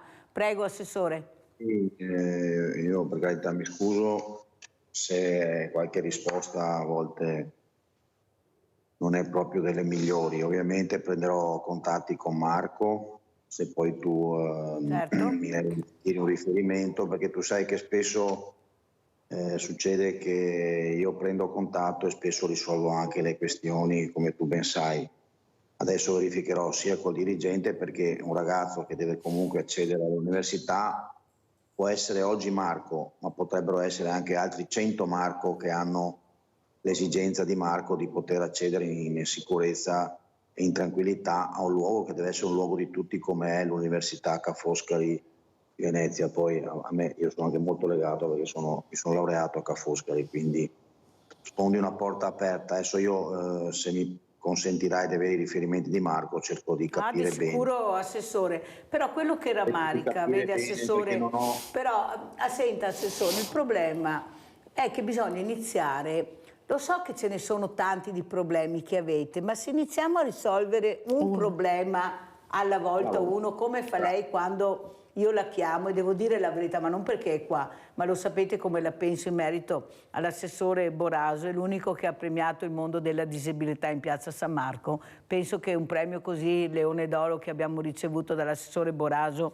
non sia mai stato dato al mondo delle fragilità. Lui ha dato il Leone d'Oro, non l'ha dato alla Mirella, l'ha dato alle fragilità, ma il problema è che bisogna iniziare a parlare e a fare, perché come dice Romina Ceccato, se no non ne vediamo fuori, tante parole ma poi risultati zero. Specialmente adesso in campagna elettorale queste persone non devono essere strumentalizzate. I politici, loro non è che devono andare loro dai politici, sono i politici che devono andare da loro e chiedere scusa a queste mamme per il tempo che, se anche non è colpa loro, hanno perso non avendo risposte esaurienti. Cosa dici, Romina? No, io ti do pienamente ragione. Il problema è che il politico è prezioso, si sente importante e non viene a chiederti scusa. Anzi, certe volte neanche non ti risponde. Magari tu cerchi qualche parola, qualche parolina, anche qualche consulto, ma neanche non risponde. Tanto, qual è? È una mamma, gli diamo la pacchetta, come ha detto Paola prima, sulla spalla, o gli diamo un dolcetto e arrivederci e grazie. L'abbiamo accontentata, gli diciamo sì, non ti preoccupare, faremo. Faremo? Ma allora io mi chiedo, ma davvero, ma guardate che brutto se vi viene toccato questo tema, ma a prescindere da vittime sulla strada, violenza sulle donne, del genere, ma allora davvero vi deve toccare? Dovete provarlo proprio sulla vostra pelle quello che sta succedendo? Perché non provate? Perché qualche volta quando ci sono, che trattate i temi sulla sicurezza, io parlo nell'ambito della mia associazione, sulla sicurezza stradale, non provate ad aprire questo tavolo, queste porte a chi ha vissuto delle realtà? Portate all'interno anche dei giovani, perché a questo punto è meglio che andiamo, cioè, secondo me siamo tutti bravi, possiamo andare tutti a fare i sindaci. Se tanto basta dire sì faremo, ma alla fine non faremo. Ferma, sentiamo l'assessore, poi diamo la parola a Livio da Padova. Prego, assessore Boraso. No, io ovviamente a Romina non ho ricette, ovviamente ha perfettamente ragione, spesso bisogna avere anche un po' di umiltà e buonsenso e a volte lo sa Mirella, c'è da chiedere scusa, bisogna chiedere scusa. La cosa che tu hai detto Romina è però reale, cioè io ho chiesto di essere ascoltata ma non vengo ascoltata, dove poi si decide. Io da parte mia cercherò di portare questa tua istanza eventualmente a chi oggi fa il senatore, fa il deputato e come sa Mirella, in questo Veneto ne abbiamo tanti che poi fanno anche parte del governo, però potrebbe anche essere uno che non fa parte del governo perché sinceramente sui temi di quello che succede sulle strade che poi determinano per tante famiglie lutti e situazioni che credo che chi le vive come te Romina solo te sai cosa vuol dire e le altre famiglie, però ovviamente bisognerebbe, come tu hai detto, una cosa importante, almeno ci ascoltassero da chi ha vissuto e con i giovani che poi possono dire quello che è successo, che possono dare una visione. Mi farò portavoce rispetto a qualche senatore deputato affinché... Che dovrebbe battere un colpo e che non batte. Abbiamo Livio da Padova, vai Livio! Ciao, ciao un saluto Livio. alla signora che purtroppo deve sopportare un grande dolore e un saluto con una grandissima stima all'assessore Boraso perché penso che come lui politici ce ne siano pochi per non dire nessuno e mi rendo anche conto che nel suo lavoro dovrà, per la sua onestà, per la sua correttezza, avrà anche delle difficoltà, molte difficoltà da sopportare, visto come funziona la politica di tutti i generi, sia quella regionale, sia quella... Ecco. Perciò mi rendo conto che anche il suo lavoro è pieno di ostacoli, nonostante la sua buona volontà, la sua onestà e la sua competenza. Io sai cosa penso Mirella? Penso che è solo questione di interessi, di soldi, perché se non viene fatta, se non vogliono fare la certezza della pena, se non vogliono fare diciamo così, cambiare completamente questo Stato sotto tutti i punti di vista delle sentenze, di tutto, degli incidenti stradali che abbiamo parlato, della certezza della pena per gli incidenti stradali, tutto, ritiro della patente a vita, regole severissime, su tutto. È questione di interessi perché i nostri... Consentimi di dire questa parola, sporchi politici, non solo sono attratti dal voto, cioè cercano voti eccetera, ma questa è una cosa che verrà dopo. Loro sono propensi a prendere soldi subito, perciò gli interessi, capisci? Li prendono subito, non è solo i 5, 10, 15 mila euro che possono comprare, chissà quanti soldi di interessi per gli interessi ecco, per esempio, tanto per fare un'ipotesi, questo qua della sicurezza stradale eccetera, non lo fanno perché ci saranno degli interessi miliardari sotto le case automobilistiche, capisci? E per la giustizia non vogliono fare una giustizia perché ci sono altri interessi. Loro ne prendono altri 10.000, 20.000 di interessi, capisci? Di bustarelle, per capirci. E perciò la vita degli altri, il dolore degli altri, contano i soldi, solo il denaro. Questa è la verità. Vi saluto e grazie. Grazie a te Livio. Prego Romina, come commenti? No, io non gli do torto, ha pienamente ragione. Allora, prima con Paola e con la signora Gina Rode avete parlato di una cosa molto importante, di questo Flemings e di questi cartelli, di questi semafori. Per carità, d'accordissima che non è una cosa giusta da fare, io sono la prima. Però il semaforo dove stanno? Al centro della città, del paese, non stai sulle altre strade magari più pericolose. Bene, gli autovelox, non potete voi pretendere che noi cittadini diciamo non è vero che non fate cassa, qualora io che sono stata invitata a una serata su Ring sento un sindaco e più di un amministratore che mi dice serve per fare cassa perché non arriviamo a fine spesa. Secondo te io che sto lottando perché non voglio che nessuno provi il mio stesso dolore, mi dico ma scusate, io ho sposato un luogotenente dei carabinieri, vi lamentate che le forze dell'ordine non ci sono, ma voi cari governanti invece di spendere i soldi per le cose vostre che io non voglio mettermi in mezzo, date spazio, aprite università, date possibilità ai giovani di entrare a fare questi corsi, quindi non avremo più 10 carabinieri su un posto, ne avremo 30 e possiamo metterli, non metterli solamente perché se facciamo le feste in paese dove vanno? In paese, non possono stare su per le strade. Allora non diciamo che le forze dell'ordine non ci sono, diciamo che il governo tiene le porte chiuse da un limite perché non ci sono i soldi per poterli pagare. E allora cosa facciamo? Mettiamo l'autovelox. L'autovelox dimostriamo allora ai cittadini che non è un incasso. Vogliamo farlo? Abbiamo Rita da Vicenza, vai Rita. Sì. Prego. Sì, buongiorno. Prego Rita, abbassa la televisione, sì, parla solo buongiorno. il telefono. Sì. Un attimo, allora, io chiedo questo, no? Ho sentito un po' le vostre cose che avete detto. Allora, io per quanto riguarda la giustizia ricordo a tutti...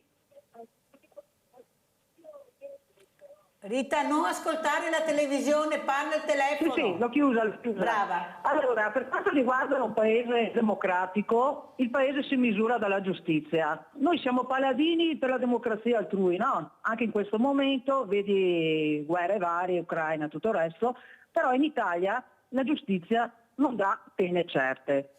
Se le pene sono certe, le cose cominciano a cambiare.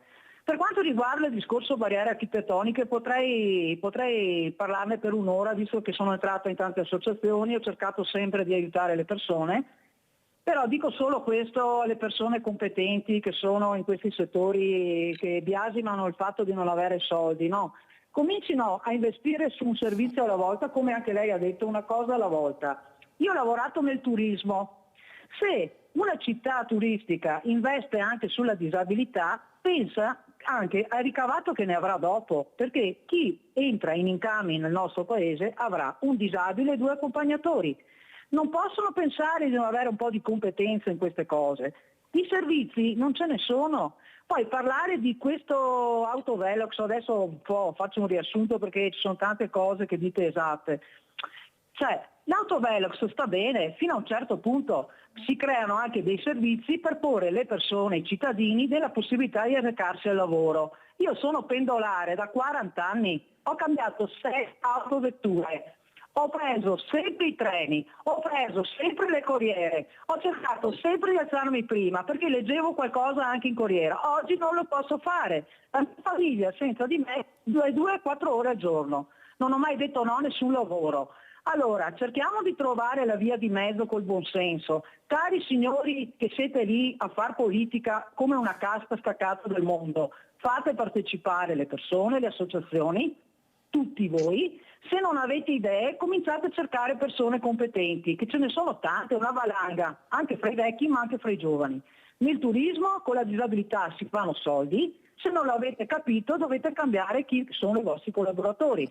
E i servizi servono, perché questo è una cosa. E poi l'educazione, parlano tanto di scuole, di questo, dell'altro, ma io non vedo rispetto, io sono anch'io una disabile oggi e faccio una vita normalissima, perché ho amici che mi aiutano, però, ripeto, non c'è rispetto neanche nel lavoro, ci sono tante policy, tante cose che si dicono, poi in realtà il tuo posto parcheggio è sempre occupato da qualcun altro. Cominciamo a chiedere a questi politici, oltre che a piangere che non ci sono soldi, a investire in qualcosa per avere un contributo poi. E mi fermo qua. Grazie veramente Rita della telefonata, un grande abbraccio Rita, grazie per quello che hai detto. L'ho visto che abbiamo parlato di soldi, andiamo a vedere questo contributo accesso Venezia, grazie, 32, andiamo a sentire. I tecnici stanno lavorando per darci un report di fine giornata su questa prima giornata di attività, per cui in questo preciso istante non ho dati disponibili in questo senso.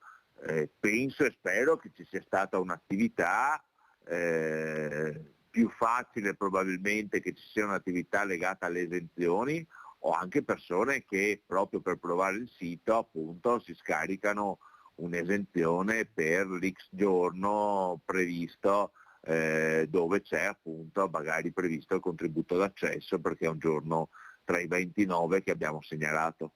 Proprio come abbiamo fatto noi, un'operazione semplice durata pochi minuti, accedendo al portale per la prenotazione col contributo di accesso sul sito cda.ve.it. Come si vede, il portale permette di prenotare l'ingresso, richiedere le varie forme di esenzione, per le categorie previste pagare 5 euro a persona. Poi sarà fornito il QR code richiesto una volta in città. L'accesso sarà operativo in 29 giornate tra aprile e luglio 2024, dalle 8:30 alle 16.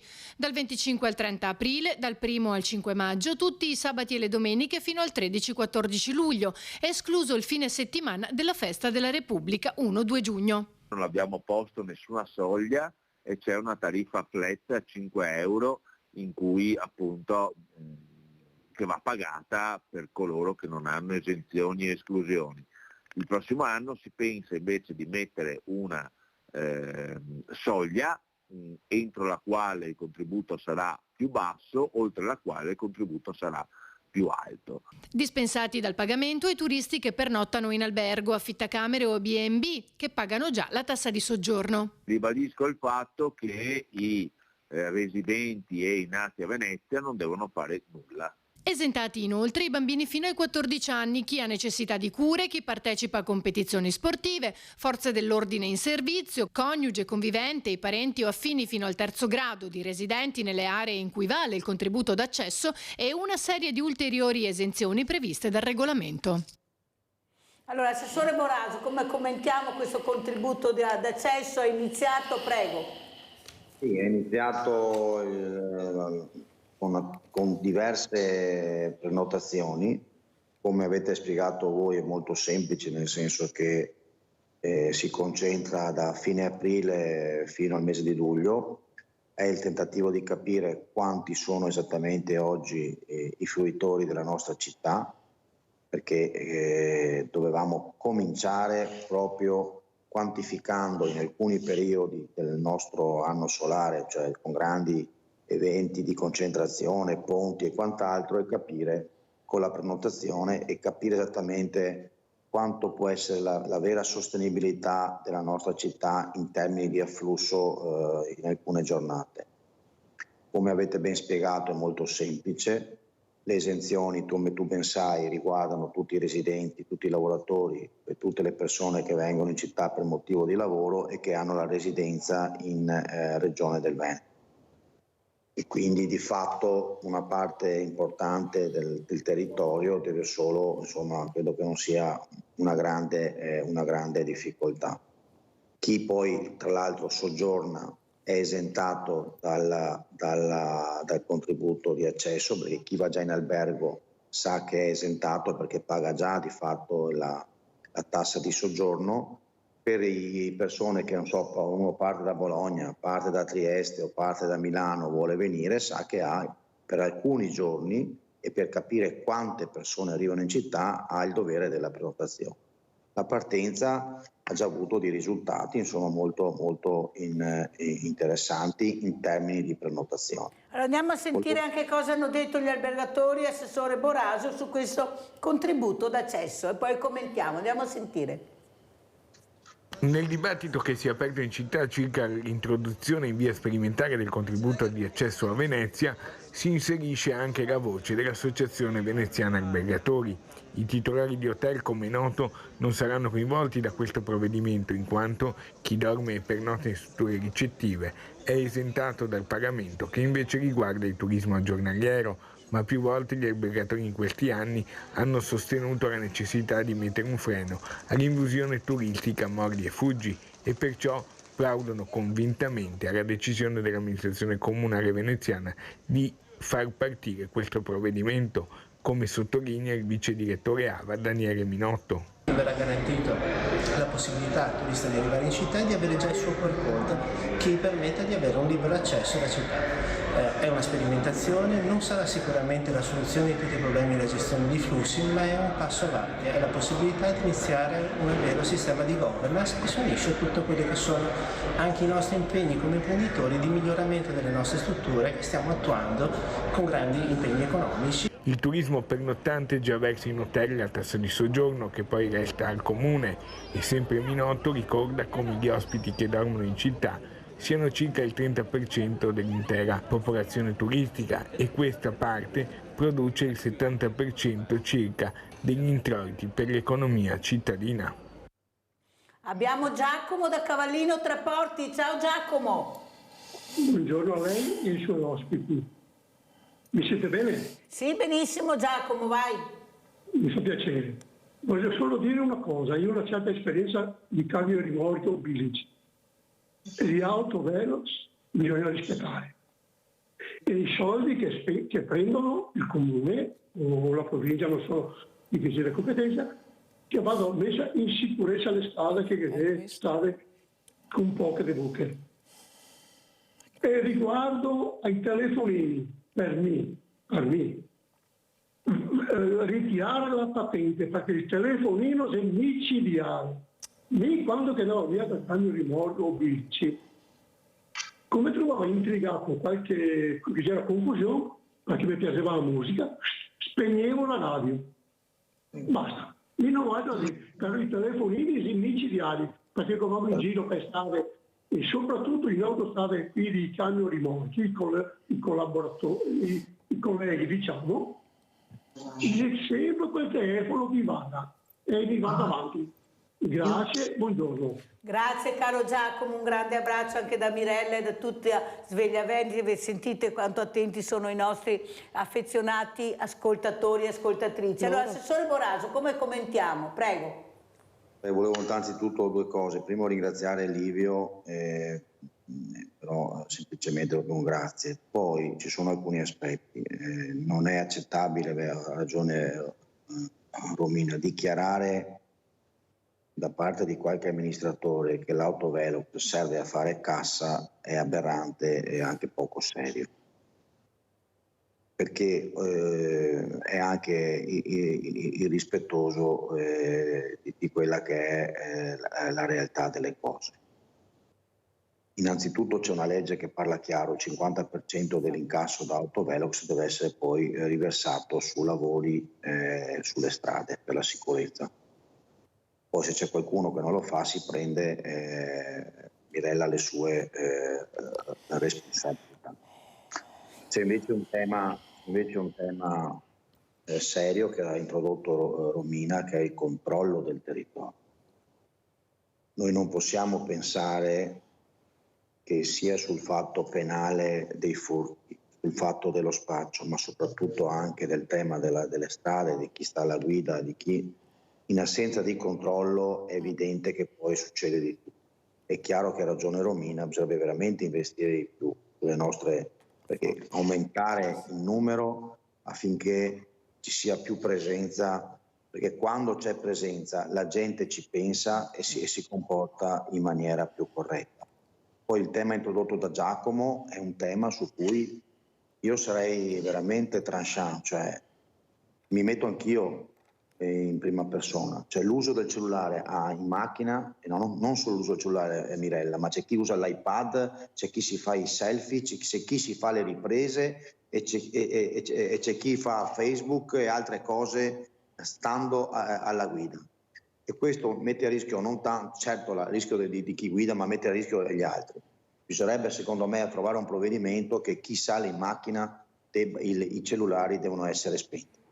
Finché uno guida, cellulari, smartphone e tutti gli ammenicoli vari che la gente veramente mette a rischio non solo la sua vita, ma purtroppo la vita degli altri. Certo, c'è un tema che Romina ha toccato bene, bisognerebbe che le persone che hanno vissuto in prima persona con i ragazzi direttamente e che si sono fatti purtroppo sulla loro pelle, dura pelle, delle idee ben precise, potessero esprimere seriamente il loro pensiero e poi tradurre i pensieri in leggi che sottolineo, Mirella, non possono essere solo leggi di parte, perché su questi temi la politica deve guardarsi in faccia da destra, a sinistra, al centro e fare provvedimenti che sono nell'interesse di tutti i nostri concittadini, perché quello che è successo a Romina e alle tante Romina e alle tante mamme e tanti genitori può capitare a chiunque, purtroppo, sottolineo. Aspetti, perché Romina deve farle una domanda. Prego Romina. Le faccio io una domanda, una richiesta, se può farla una mamma. Bene, lei sa molte volte che anche qui dalle nostre parti, come anche in Comune a Venezia, tramite Enrico, adesso non mi ricordo bene il cognome, che è un consigliere di Fratelli d'Italia, è stata portata una mozione dove si dice che si coinvolgono anche le associazioni quando si fanno i consigli per decidere. Bene, mi fa questa promessa di poter mandarla a chi ha già passato questa mozione, di essere invitate noi associazioni, di ascoltare anche chi può aver provocato un incidente o che ha subito un incidente. Cioè non è protagonismo come mi viene detto a me, scritto su Facebook, perché vuoi essere in prima persona, ma ti rendi conto cosa stai dicendo?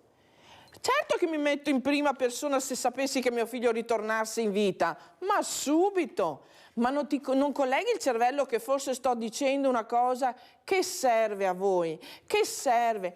Noi, come avete detto prima, possiamo votare 100 governi, ma non riusciamo a ricevere una risposta.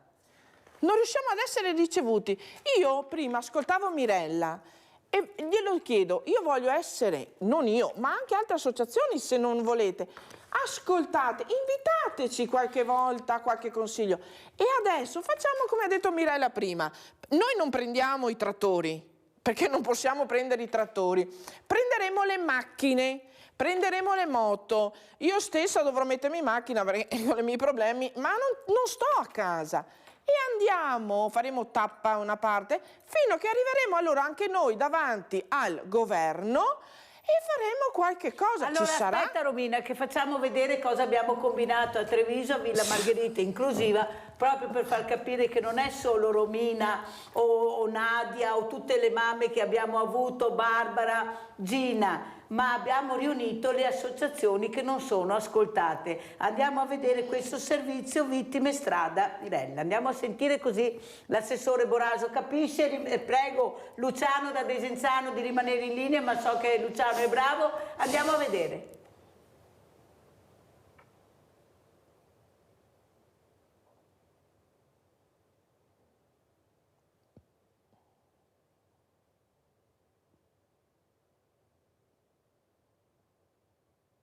Penso che noi già, tutti quanti qua, siamo già una forza Le associazioni che si abbracciano l'un l'altra e i genitori di ragazzi e ragazze morti in incidenti stradali che nell'allestire la mostra dal titolo Ricordare confidano di essersi sentiti meno soli. A Villa Margherita l'ennesimo evento promosso dall'instancabile Mirella Tuzzato e dai suoi volontari. Barbara, mamma di Davide Pavan, morto a 17 anni, racconta il dialogo con la sua omonima, mamma di Jessica Fragasso, che di anni ne aveva appena 20. Cosa hai ricordato, Barbara? Lei mi diceva, mi sono ricordata quando facevamo i lavoretti per i nostri figli all'asilo e allo stesso tempo eravamo là con la colla che attaccavamo a tutti i titoli e le foto dei nostri figli uccisi nelle strade. A volte la solitudine non è solo uno stato d'animo, come ha raccontato Gina, mamma di Valentino Polato, ora alla guida di un'associazione per dare un futuro al nipotino. Non ci aiutano, non ci aiuta a trovare un lavoro alla mamma, non ci aiutano nei comuni, nelle istituzioni, né niente. Tante dunque le associazioni presenti, ognuna con una propria mission e un impegno nel sociale, come Penelope che si occupa di persone scomparse. L'impegno è ovviamente verso le famiglie, ma l'impegno è anche perché le istituzioni e chi deve agire nelle proprie competenze agisca nel modo corretto e soprattutto nell'immediatezza.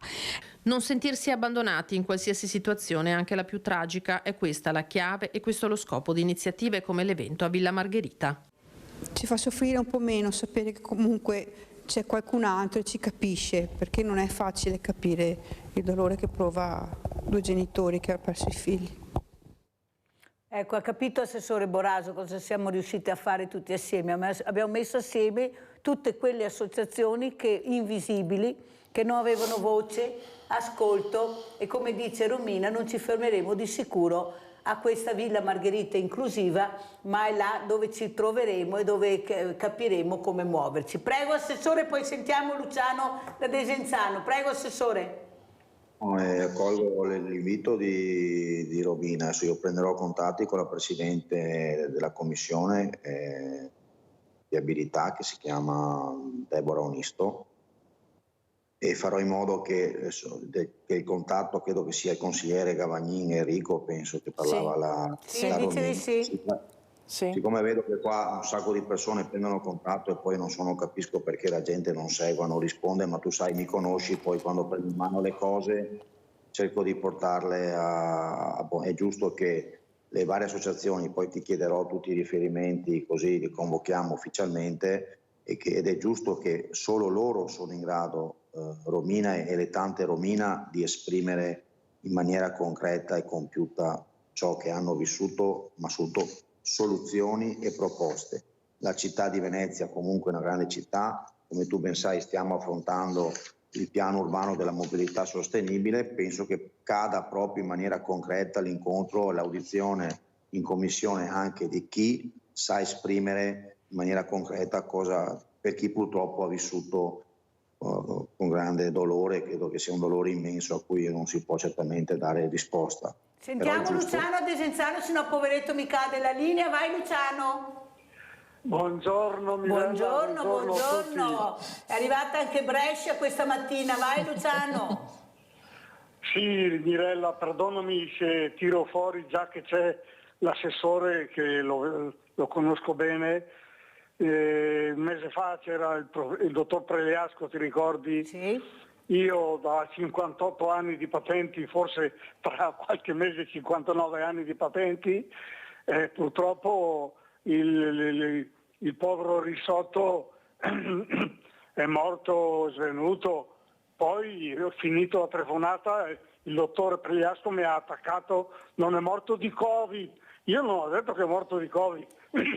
Assessore, un autista, anche lei penso che guidi, non può strisciare 50 metri contro senza frenare, senza fare qualcosa.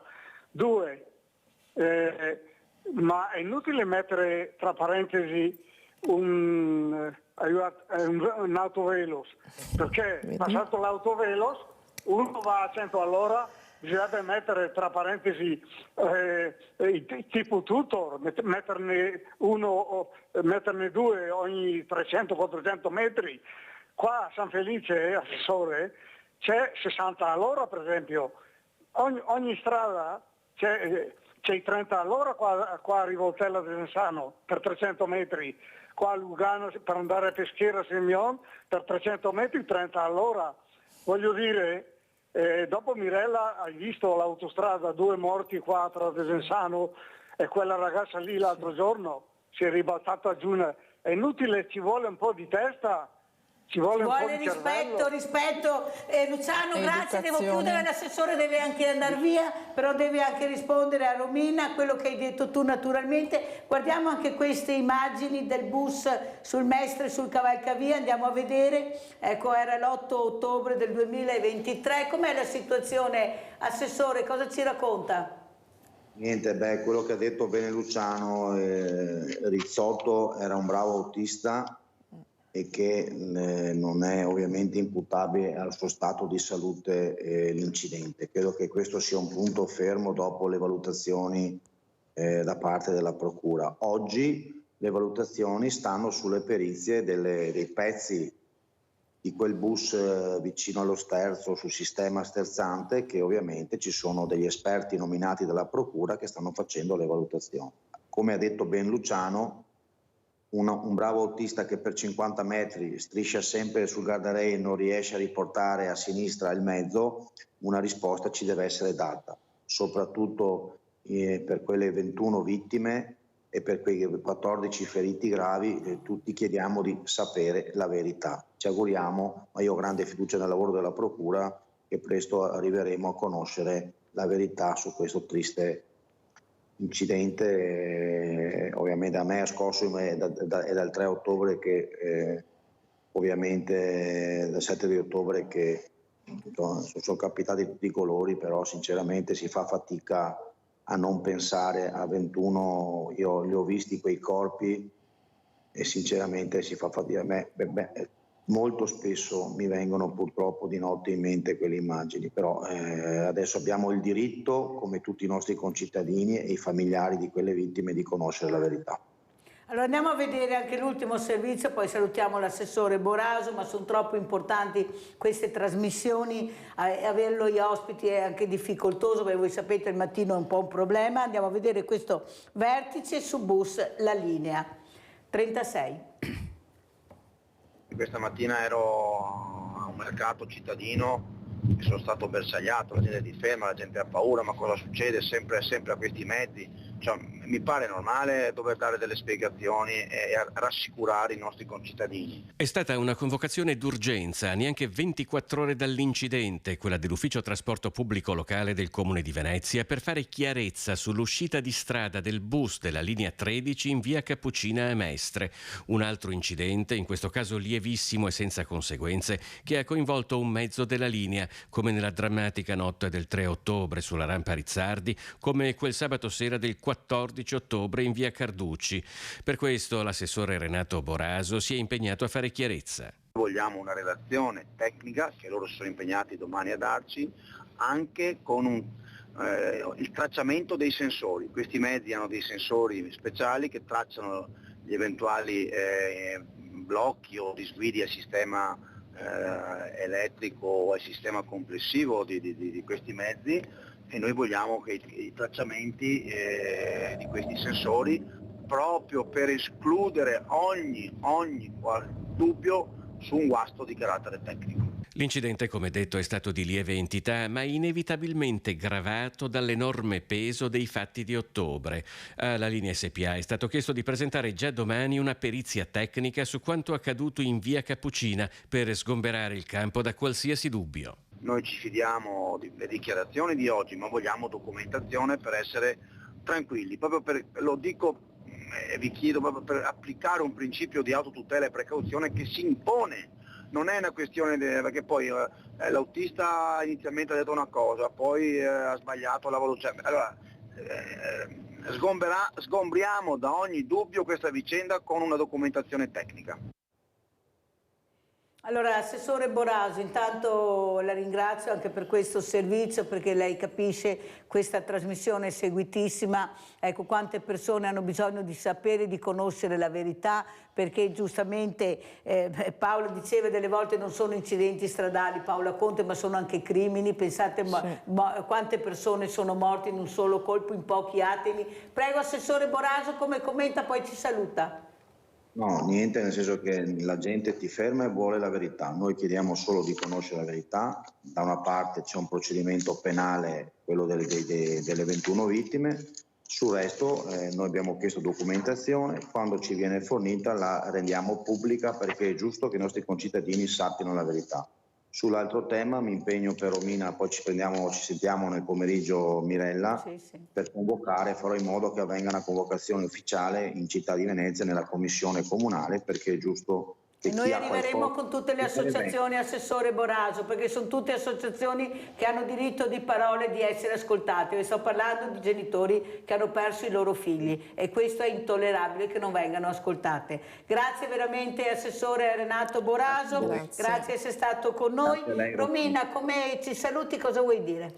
Niente, ti saluto in questa maniera. Cosa prepariamo? Macchine, pullman, macchine, biciclette? Pullman aspettiamo un attimo che vediamo chiaro, ecco, vediamo un po' di chiarezza. Macchine e andiamo a Roma. Io sono pronta, tu? Ah beh, io no, problemi zero. Però sentiamo prima se ascoltano, che visto che l'assessore Boraso si è preso questo impegno. Io aspetto sempre. E poi si parte adesso con la pubblicità.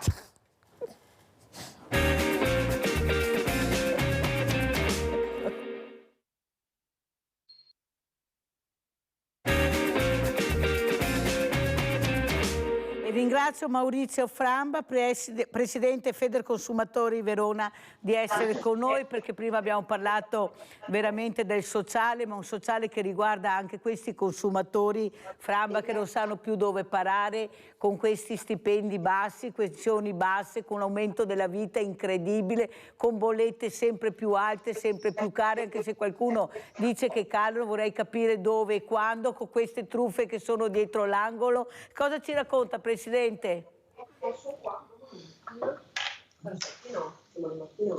Un attimo, scusate. Buongiorno intanto, grazie dell'invito.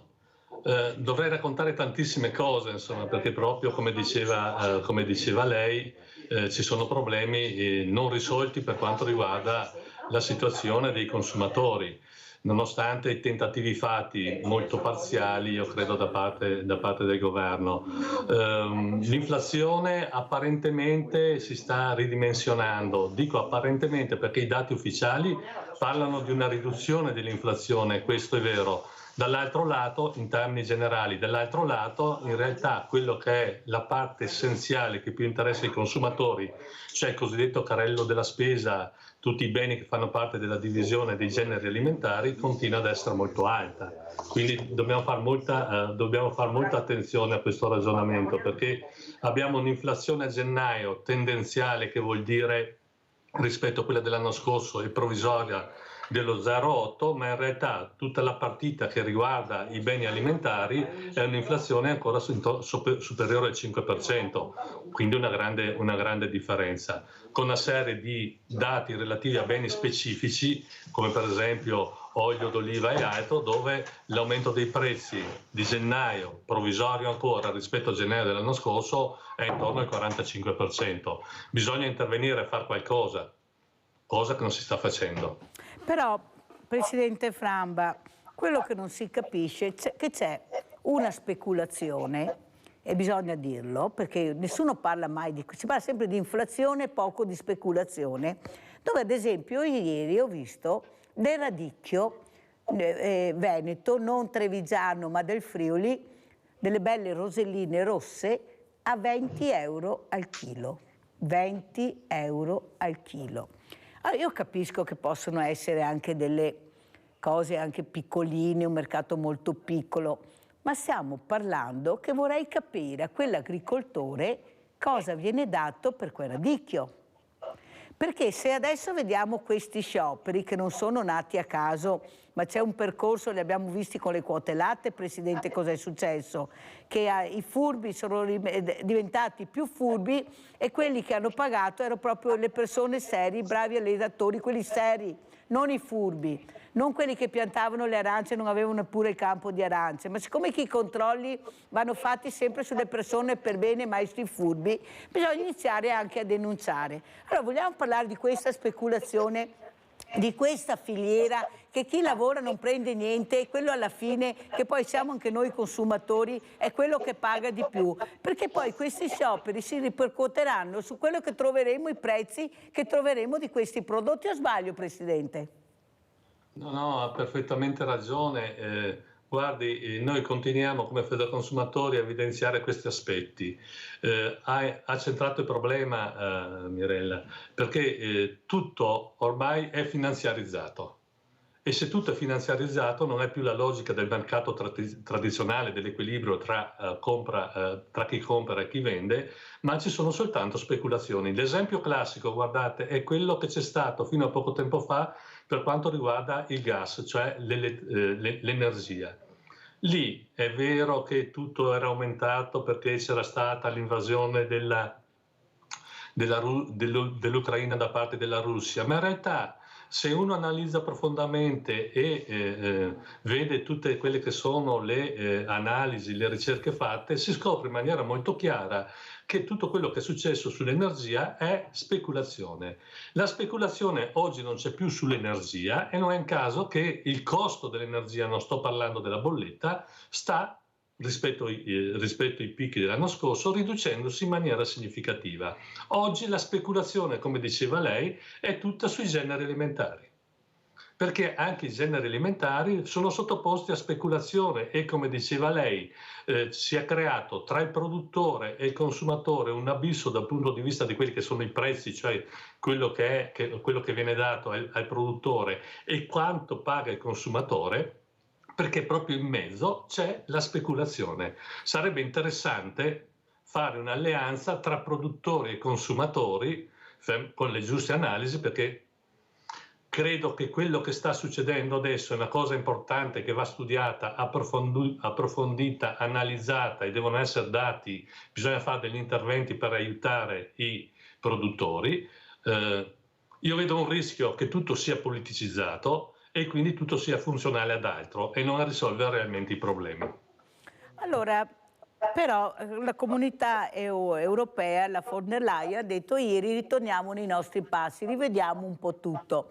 Però siamo sempre là, prima lanciano il sasso e viene fuori il casino totale, perché è proprio un casino, non solo in Italia ma dappertutto, Germania, Francia, si stanno ribellando, poi ritirano il braccio. Allora anche qua, siccome anche noi abbiamo i nostri parlamentari, perché noi ce la prendiamo sempre con l'Europa, Presidente, ma in Europa ci siamo anche noi con i parlamentari e penso anche super pagati, cos'è che firmano? Perché poi alla fine quando vengono a casa, siccome fanno parte tutti dei partiti politici, ecco, non c'entrano mai niente. Ma firmano o non firmano queste persone? Ma quello che poi dà molto fastidio è che non c'è trasparenza sulle notizie. Noi non sappiamo mai niente. Io devo veramente inventarmi non so cosa per invitare le persone competenti per chiarire la situazione, perché poi quando ascolti qualcosa dici ma io non ho capito niente. Cioè ma cosa stanno facendo? Di cosa stanno discutendo? Cosa vuol dire alla fine per me che sono cittadino, persona, consumatore? Prego, Presidente.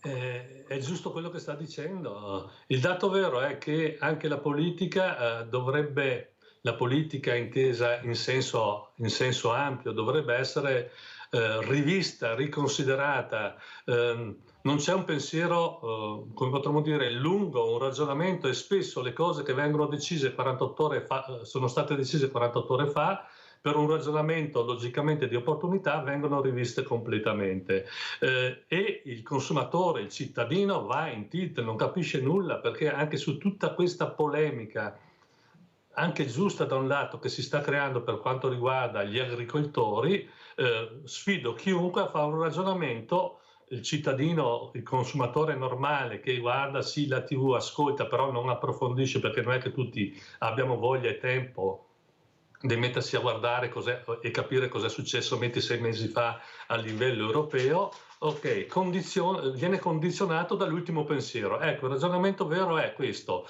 purtroppo vale soltanto l'ultimo pensiero, e la stessa persona che dice una cosa come ultimo pensiero oggi, che una settimana fa ha detto una cosa completamente diversa, logicamente non viene ricordato. Le faccio un esempio che è per, diciamo, non voglio scappare dalla sua domanda, però il dato è questo: energia, si parlava per quanto riguarda le bollette degli aiuti, fino a dicembre 2023, per quanto riguarda la bolletta del gas, l'IVA era del 5%.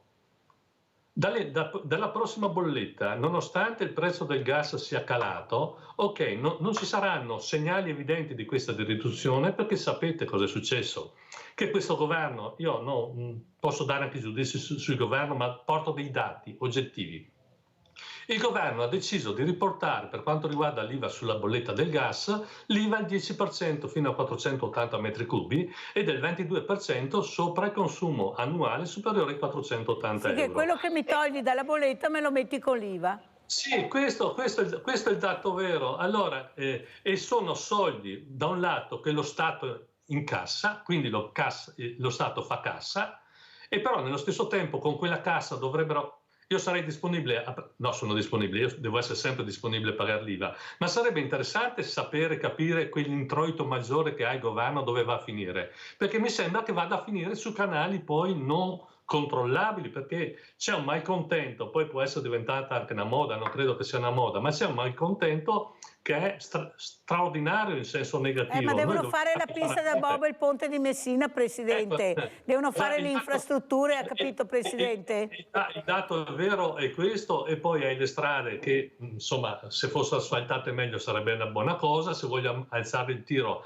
la sanità dovrebbe funzionare meglio, però ecco, io non mi metto a evidenziare soltanto le cose che non vanno, cerco di dare suggerimenti e indicazioni sul perché alcune cose non funzionano. Anche per quanto riguarda gli agricoltori, si tratta di ripristinare, è un'operazione semplice, l'IVA valeva anche per loro, diciamo, gli aiuti che c'erano per quanto riguarda l'IVA sono stati elevati. Ma perché sono stati elevati?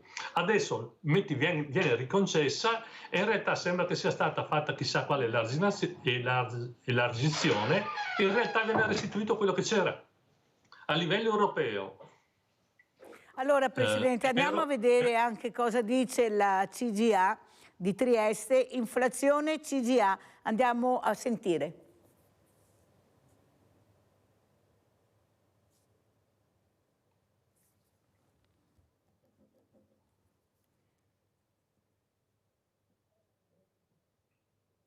A causa dei rincari, negli ultimi 2 anni le famiglie del Friuli Venezia Giulia hanno subito un aumento della spesa per beni e servizi pari a 2.400 euro. Una vera e propria stangata. Un dato, quello snocciolato da Paolo Zabeo, coordinatore del centro studi della CGA di Mestre, che certifica il peso dell'inflazione sulle tasche dei cittadini del Friuli Venezia Giulia. Se infatti la spesa annuale per famiglia nel 2021 ammontava a 23.910 euro, nel 2023 è salita a 26.275, più 9,9%. In questo ultimo biennio l'aumento medio mensile è stato pari al 197 euro. In Friuli Venezia Giulia i rincari più importanti hanno interessato le bollette di luce e gas, più 66%, i prodotti alimentari, più 21%, e i trasporti con un aumento superiore al 20%. L'aumento generalizzato dei prezzi, infatti, ha provocato una perdita di potere d'acquisto che non si ricordava da almeno 25 anni. Ma le ricadute negative hanno interessato anche i piccoli negozi di vicinato, che a differenza della grande distribuzione hanno subito la contrazione delle vendite più preoccupante. Il risultato è sotto gli occhi di tutti. Nei centri storici e anche nelle periferie il numero delle insegne rimosse e delle vetrine con le saracinesche abbassate sono in costante aumento. Con meno negozi di prossimità diminuiscono i luoghi di socializzazione, penalizzando soprattutto gli anziani, una platea sempre più numerosa della popolazione italiana che conta più di 10 milioni di over 70. Tornando al carovita, secondo le proiezioni del centro studi Mestrino, il peggio dovrebbe essere alle nostre spalle. Nel 2024 l'inflazione dovrebbe rallentare e registrare una crescita media inferiore al 2%, in linea linea con i livelli attesi anche nel resto d'Europa, che dovrebbero indurre la Banca Centrale Europea a diminuire i tassi di interesse. Ciò a patto che però la situazione internazionale, vedi la crisi di Suez conseguente al conflitto in Medio Oriente, non determini sul lungo periodo una nuova ondata di aumenti. Capisce, Presidente, perché sono partita con radicchio friulano a 20 euro al chilo, ma vi rendete conto cosa vi sto raccontando? Poi dicono a chilometri zero, vai a comprare vicino, non vogliamo i prodotti che vengono dall'estero, se tu i nostri prodotti li vendi a questi prezzi non so come andremo a finire, ma quello che preoccupa è che alla fine è questo povero consumatore che non riesce più a difendersi. Ecco, nel portafoglio ha 1000 carte perché ha i buoni, poi ti danno una tazzina cinese che costa 0,01 centesimo e devi fare 300 punti. Ma chi controlla queste cose? Questa privacy che ormai è sparita, questi cellulari che ce li hanno tutti, che ti fanno 1000 proposte. Prego, Presidente, ci racconti qualcosa? Ci sarebbero tante cose da raccontare su questo aspetto, ma torno al servizio. Condivido completamente, perché i dati che abbiamo noi come Federconsumatori a livello nazionale sono proprio questi. Insomma, il dato vero è che si è creato un meccanismo per quanto riguarda l'aumento dell'inflazione, che gli stessi economisti del Fondo Monetario Internazionale hanno definito inflazione da avidità, perché quello che rappresenta il 65% dell'aumento dell'inflazione, guardate, lo dicono gli economisti del Fondo Monetario Internazionale, è dovuto a speculazione della grande distribuzione. Allora, Presidente, salutiamo anche assieme Valentina Pilon, sindaco di San Biagio di Calalta, che è riuscita ad arrivare. Pensate, io riesco ad avere i sindaci che sono pieni fino a qua di lavoro, grazie, veramente tranquilla. Voi, e poi chiamo i parlamentari e sono tutti impegnati, non si sa come, non si sa dove, cosa fanno, perché non sappiamo niente, però capite che chi è nel territorio e che veramente ha tanti problemi riesce anche a dire guardate che ci sono cittadini e vi do delle risposte. Si parlava di inflazione col presidente Maurizio Framba, presidente Federconsumatori di Verona, perché poi alla fine che paga è sempre questo cittadino sempre più fragile, mentre questo speculatore è sempre più ricco. Cosa ci dice, Sindaco? No, io sono estremamente d'accordo. Noi quest'anno abbiamo deciso di non adeguare nemmeno all'Istat tutti i nostri servizi, così da lasciare i servizi invariati, proprio di cercare di andare incontro alle famiglie.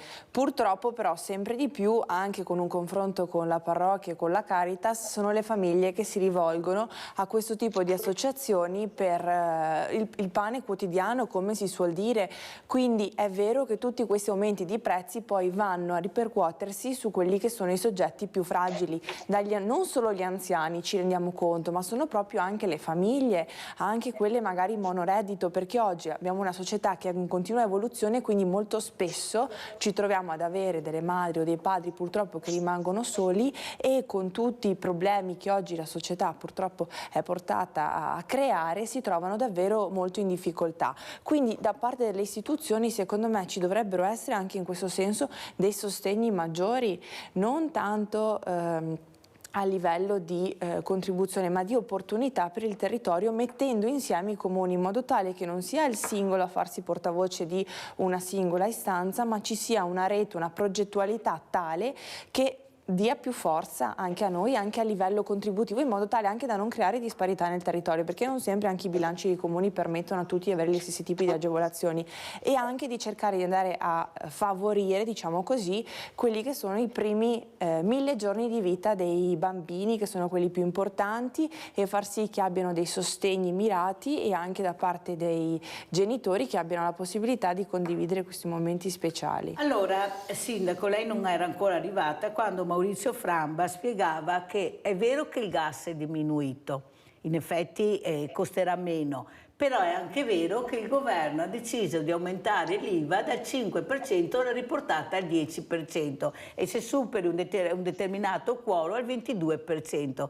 Ma allora cosa si fa? È come non avessero, cioè prima mi cali da una parte ma mi togli i soldi da un'altra. Cioè ma non si può continuare così, perché come lei ha detto la povertà sta aumentando. Sì. Guardate che oggi il banco alimentare è aperto e penso che anche il sindaco ne sappia qualcosa grazie alla Carità, a San Gicidio, alla San Vincenzo, alle parrocchie, perché dobbiamo dirle veramente tutte che stanno aiutando. Guardate che veramente queste persone non trovano più casa, non hanno più da mangiare, ma vogliamo renderci conto che c'è un mondo veramente che era quello fatto dai lavoratori, quelli che lavoravano, che non hanno fatto la formazione. Mi ritrovo, Presidente Framba, tutti i magazzinieri a 50 anni, non so più dove collocarli perché non li vuole più nessuno e adesso si rendono conto che mancano, ma la formazione dove è stata? Cosa dice Sindaco? Succede anche a lei, perché io non riesco più a capire, c'è una borsa spesa. Sì, ma dopo, come dice la Costituzione, è il lavoro che dà dignità alla persona. Queste hanno famiglia, bambini, le banche che se non paghi le ultime 3 rate di mutuo ti portano via la casa e tutti i soldi.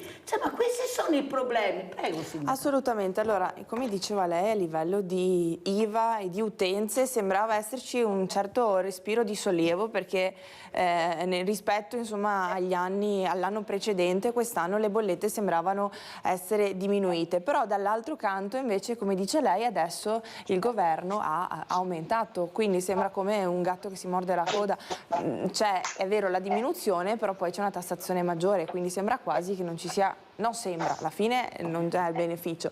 Dall'altro lato è proprio vero che oggi anche le grandi multinazionali che fanno degli investimenti anche attorno qui nel nostro territorio fanno delle anche ottime campagne per cercare di arruolare dei nuovi lavoratori, ma sembrano quasi che siano fittizie, perché poi non si trasformano in assunzioni concrete.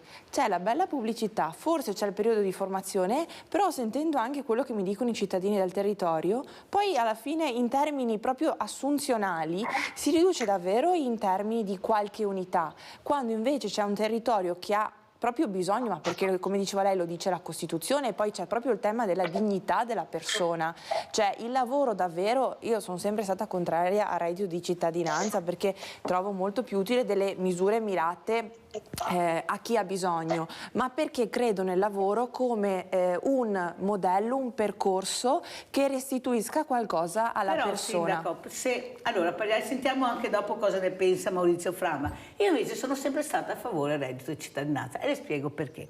Perché se fosse stato dato ai sindaci tramite i servizi sociali e i navigator avessero funzionato, che erano proprio stati creati per trovare il lavoro alle persone, io penso che nessuno si sarebbe indignato. Primo perché siete seri, sapete veramente i dati della famiglia se ha bisogno o meno, tanto è vero, e lo dico, che io sono veramente orgogliosa perché in Veneto di furbetti ne abbiamo avuto veramente pochi sì, è vero. Perché va detto, Sindaco, assolutamente. Perciò io penso che questo reddito di cittadinanza che c'è in tutta Europa e nessuno si toglie i capelli, purtroppo come al solito da noi è stato è la modalità che non ha funzionato, sbagliato perché come obiettivo era giustissimo, io ti aiuto, ti do la possibilità anche di trovarti il lavoro, tu devi andare a lavorare e io quando trovo il lavoro siamo a posto ed è la dignità, era questo l'obiettivo. Sì, è che il sistema non ha funzionato. Però Giorgia Meloni, il governo che c'è adesso, aveva detto di no, però hanno capito che dovevano dare un sostegno alle famiglie che hanno bisogno, perché altre misure. Chiamalo un altro nome, ma questa è la verità. Sì. Allora, sentiamo anche Framba, cosa dice, Presidente?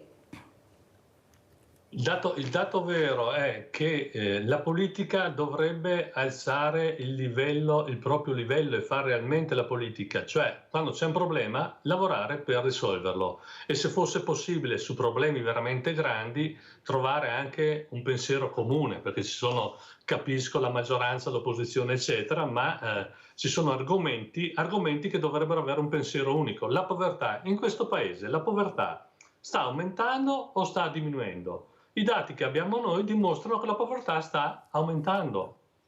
Il reddito di cittadinanza, al di là del giudizio che ognuno può dare, è sicuramente diciamo, il percorso della costruzione aveva qualche difficoltà, ma la sostituzione che c'è stata del reddito di cittadinanza ha portato, guardate, all'aumento di povertà, perché molte delle persone che avevano il reddito di cittadinanza, sicuramente alcune non, forse l'hanno percepito in maniera scorretta, ma si sono messi dei vincoli che in realtà sembra quasi che sia stata fatta un'operazione per ridurre i costi. Allora, se la mettiamo nella logica di ridurre i costi, guardate, gli anziani cosa servono? Io sono un anziano, cosa servo? Che tipo di produzione do al paese? Diciamo che l'ho data la produzione, il valore produttivo, però guardate che tutto sta diventando un peso. Sembra che per la politica tutto sia diventato un peso. I cittadini invece devono avere una dignità. Torno un attimo alla parte iniziale che diceva anche, che richiamava il sindaco. Guardate che per quanto riguarda l'alimentazione c'è un cambio radicale di abitudini, perché i generi alimentari costano molto e le persone si stanno spostando su generi alimentari di qualità più bassa. Una delle preoccupazioni che c'è, perché mi sembrava parlasse anche di bambini la sindaca, è che i pediatri cominciano ad essere preoccupati perché riscontrano un tipo di alimentazione di bassa qualità per quanto riguarda i bambini. Attenzione a questo, sono argomenti importanti. Considerate che in Italia, l'Italia è il paese dove tutto quello che passa per quanto riguarda i generi alimentari, le materie prime e altro, il 75% passa dalla grande distribuzione. La grande distribuzione, guardate, ha fatto cassa sull'aumento dei prezzi. Ultima cosa, mi viene da dire, anche quel percorso che si era messo in piedi per la tassazione degli extra profitti degli istituti di credito. Guardate, ci sono i dati di ieri e di oggi per quanto riguarda le banche. Unicredito 8 miliardi di utile nel 2023. Banca Intesa 5 miliardi e mezzo, mi sembra, notizia di questa mattina. L'operazione fatta dal governo è stata fatta un'operazione sbagliata tecnicamente, ma poteva portare al risultato che ci avevano in mente. Cos'è stata? Vabbè, invece che tassare gli extra profitti, mettiamo gli extra profitti a bilancio, a patrimonio. Che vuol dire che quel titolo, come dicevo all'inizio, che era stato fatto un mese fa, dopo un mese non è più realizzabile. Cosa si fa? Si restituisce quello che era l'idea invece di prendere, perché gli extra profitti, la tassazione degli extra profitti rimane in tasca alle banche, con la conseguenza che con quella tassazione si potevano aiutare le persone che non riescono a pagare i mutui, per esempio, perché questo è il dato vero. Ma vede, Presidente, quello è il grande problema, che il popolo, quello che veramente ha lavorato, quello che veramente adesso è anche in sofferenza, non è ascoltato. Io prima, nella prima parte, ho portato le famiglie che hanno perso i figli. Una nonna ha detto: io il mio nipotino, ho perso il figlio, mio nipotino di 4 anni e nessuno mi aiuta, nessuno cerca di trovare neanche un posto a quella povera mamma, a mia nuora, per crescere questo bambino. Se non ci fossimo noi, cosa farebbe questa mamma? Capisce che i problemi sono a 360 gradi? È il PNRR, era nato proprio per dare la possibilità al sociale di svilupparsi, poi è stato dirottato, Presidente, perché il sociale è diventato struttura, non più persona. Sindaca, cosa mi dice? No, Facciamo sindaca. Sindaca!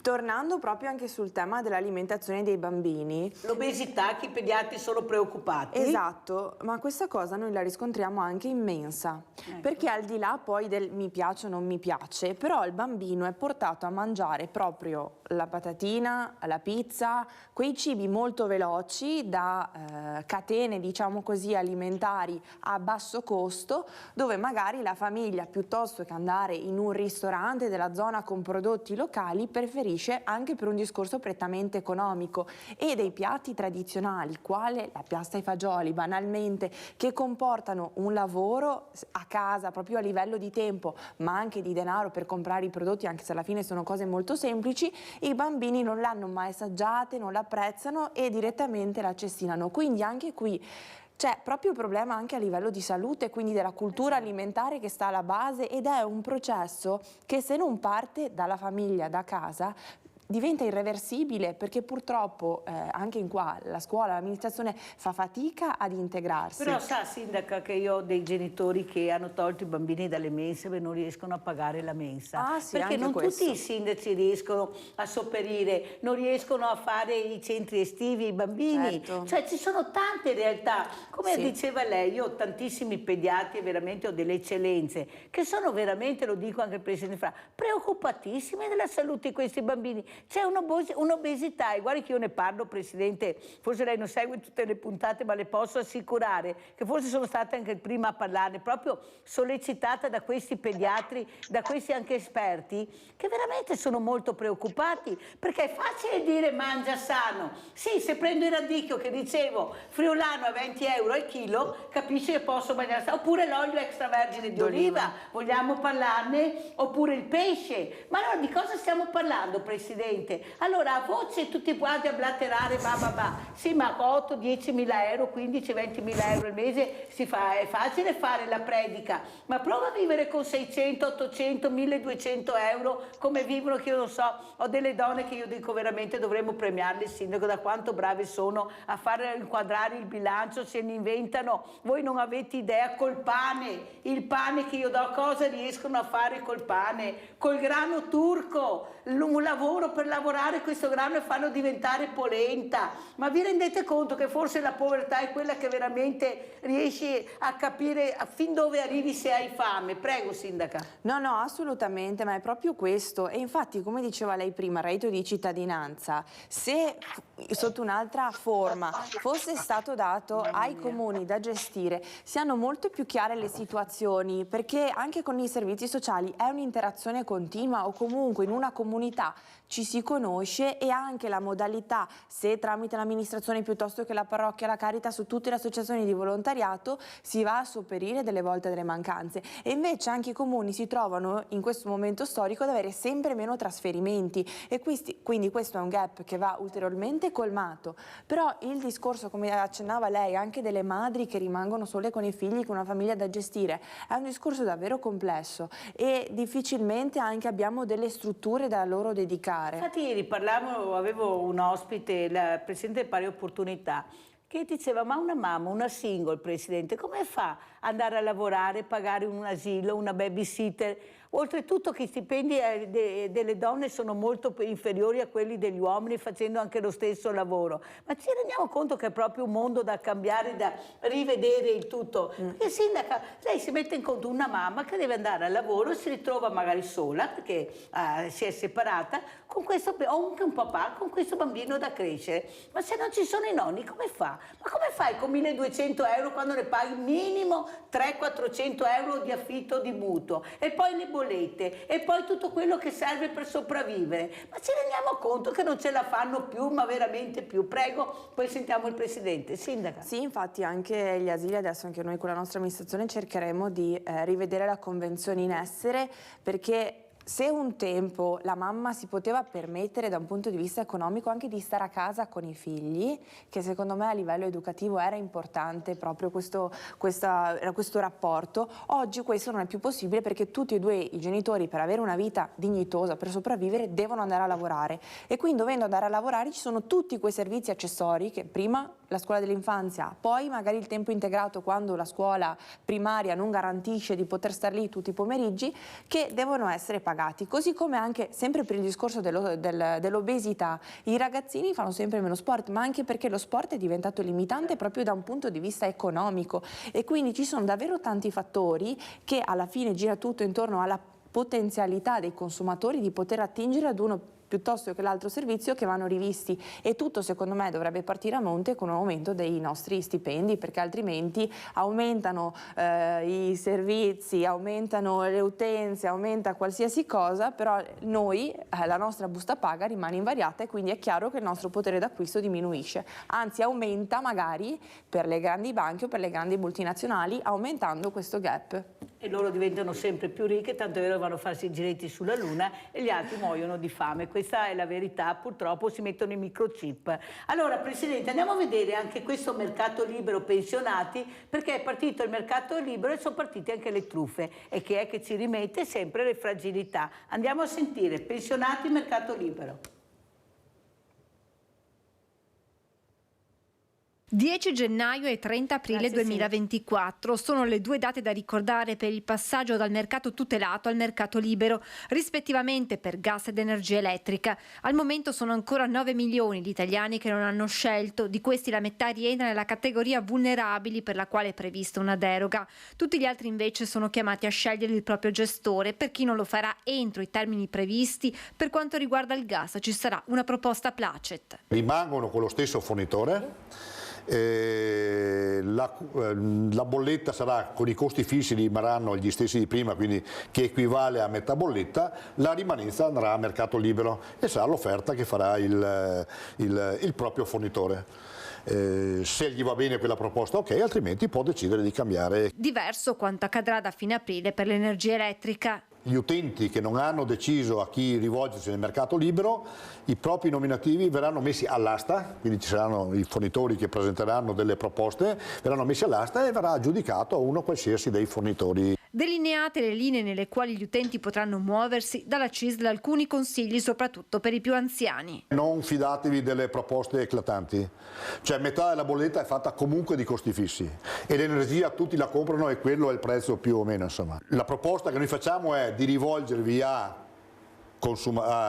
servizi, almeno per gli anziani, di cui ci sia almeno nelle vicinanze un ufficio fisico a cui rivolgersi. Attenzione anche ai termini contrattuali. Hai 14 giorni di tempo per bloccare il contratto e comunque subito dopo puoi cambiare contratto quando vuoi. In un contesto come questo aumenta il rischio di cadere nella rete dei truffatori. Mai sottoscrivere, mai dare consensi online senza aver visto il contratto. Quindi prima fatevelo dare cartaceo, vi date una letta e 2 o 3 giorni dopo eventualmente lo fate. Anche se vi capitano i venditori porta a porta per casa, fatevi lasciare una copia scritta e vi ricontattate alcuni giorni dopo. Se non ve la lasciano vuol dire che c'è già qualcosa da nascondere prima. Quella peggiore è il porta a porta, dove ci sono venditori senza scrupoli che arrivano e che quando tenti di mettere il piede in mezzo alla porta, e se tu non riesci a documentare la violenza non puoi neanche fare nulla e quindi hanno perfino paura quando suona alla porta di aprire. E allora stavo parlando con la sindaca Pilon, l'unione fa la forza, vedremo se arriveremo a questo, noi ce la metteremo tutta. Come commenta, Presidente, quello che ha sentito? Prego. Va bene, nel senso che sono state dette cose, percorsi giusti. L'unica cosa, una correzione, per quanto il gas ormai è una cosa finita, nel senso che il mercato tutelato è finito con il 31 dicembre. Per quanto riguarda invece il gas, non è più il 30 di aprile, ma è stato spostato il 1° di luglio. Per quanto riguarda la luce, il 1° di luglio, quindi c'è tempo. Il mercato tutelato per quanto riguarda l'elettricità, la bolletta della luce, scadrà il primo di luglio. Le cose che sono state dette sono cose vere, bisogna stare molto attenti perché si è aperta una campagna di falsa pubblicità, diciamolo così, che è estremamente pericolosa. Bisogna rivolgersi sicuramente 800 gestori, Presidente, 800 gestori, cose pazzesche. Sì, ma guardi, qui noi come associazione Federconsumatori chiediamo da anni un albo dei gestori di questo servizio. Io riporto sempre un caso di un mio conoscente che faceva il tabaccaio l'anno scorso, poi a un certo punto ha deciso di fare il venditore di energia. È possibile, per carità, sarà anche un genio, però bisogna mettere ordine. Sono mesi che noi chiediamo queste cose. Avevamo chiesto come Federconsumatori, ma non solo, anche le altre associazioni, che ci fosse ancora la proroga del mercato tutelato.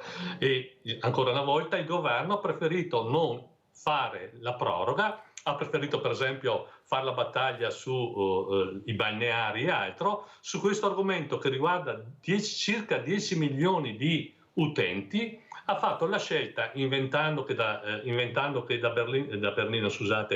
Bruxelles ci sarebbero state delle penalizzazioni, il superamento, e molte famiglie, molte persone si trovano in una situazione di confusione. Per esempio, lo richiamava il collega intervistato, è oggi, se voi leggete il giornale oggi, è definito chi sono le compagnie che gestiranno il cosiddetto mercato intermedio tra i vulnerabili, quindi di maggior tutela, e il libero. Ok, e per esempio è uscito che per quanto riguarda il Veneto in gran parte sarà Enel Energia e era per la provincia di Rovigo, Venezia e Padova.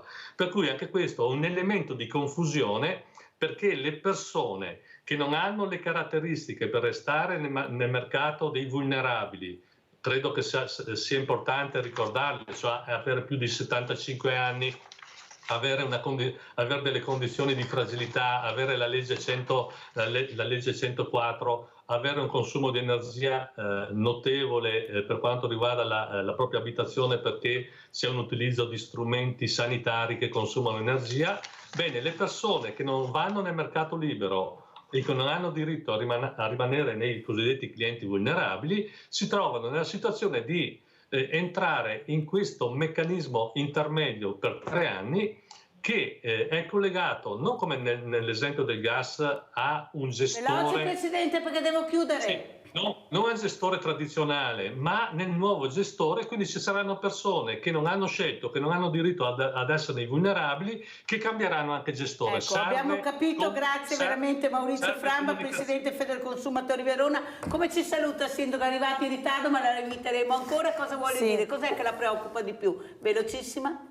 No, a me preoccupa davvero il potere d'acquisto delle famiglie, perché è un tema che noi sentiamo quotidianamente e che purtroppo è difficile riuscire ad incidere in maniera importante per trovare delle soluzioni. Come dicevamo prima, speriamo tutti assieme di riuscire a far la forza l'uno con l'altro e di dare risposte sia ai pensionati ma anche alle famiglie, perché a me è vero che preoccupano le persone anziane, però anche per i giovani ci sono ancora troppe politiche attive per cercare di favorire nuove famiglie o per cercare insomma di dar loro delle risposte proprio per chi ha appena figli, insomma nell'età evolutiva. Quindi cerchiamo di lavorare in entrambe le direzioni, anziani ma anche giovani coppie. Anche perché non è che possono aspettare all'infinito, queste persone hanno bisogno di risposte immediate, subito. Grazie anche a Valentina Pilon, Sindaco di San Biagio di Calarta, primo mandato centrodestra. Grazie ancora a Framba, grazie anche a voi tantissime anche questa mattina, la posta di Mirella.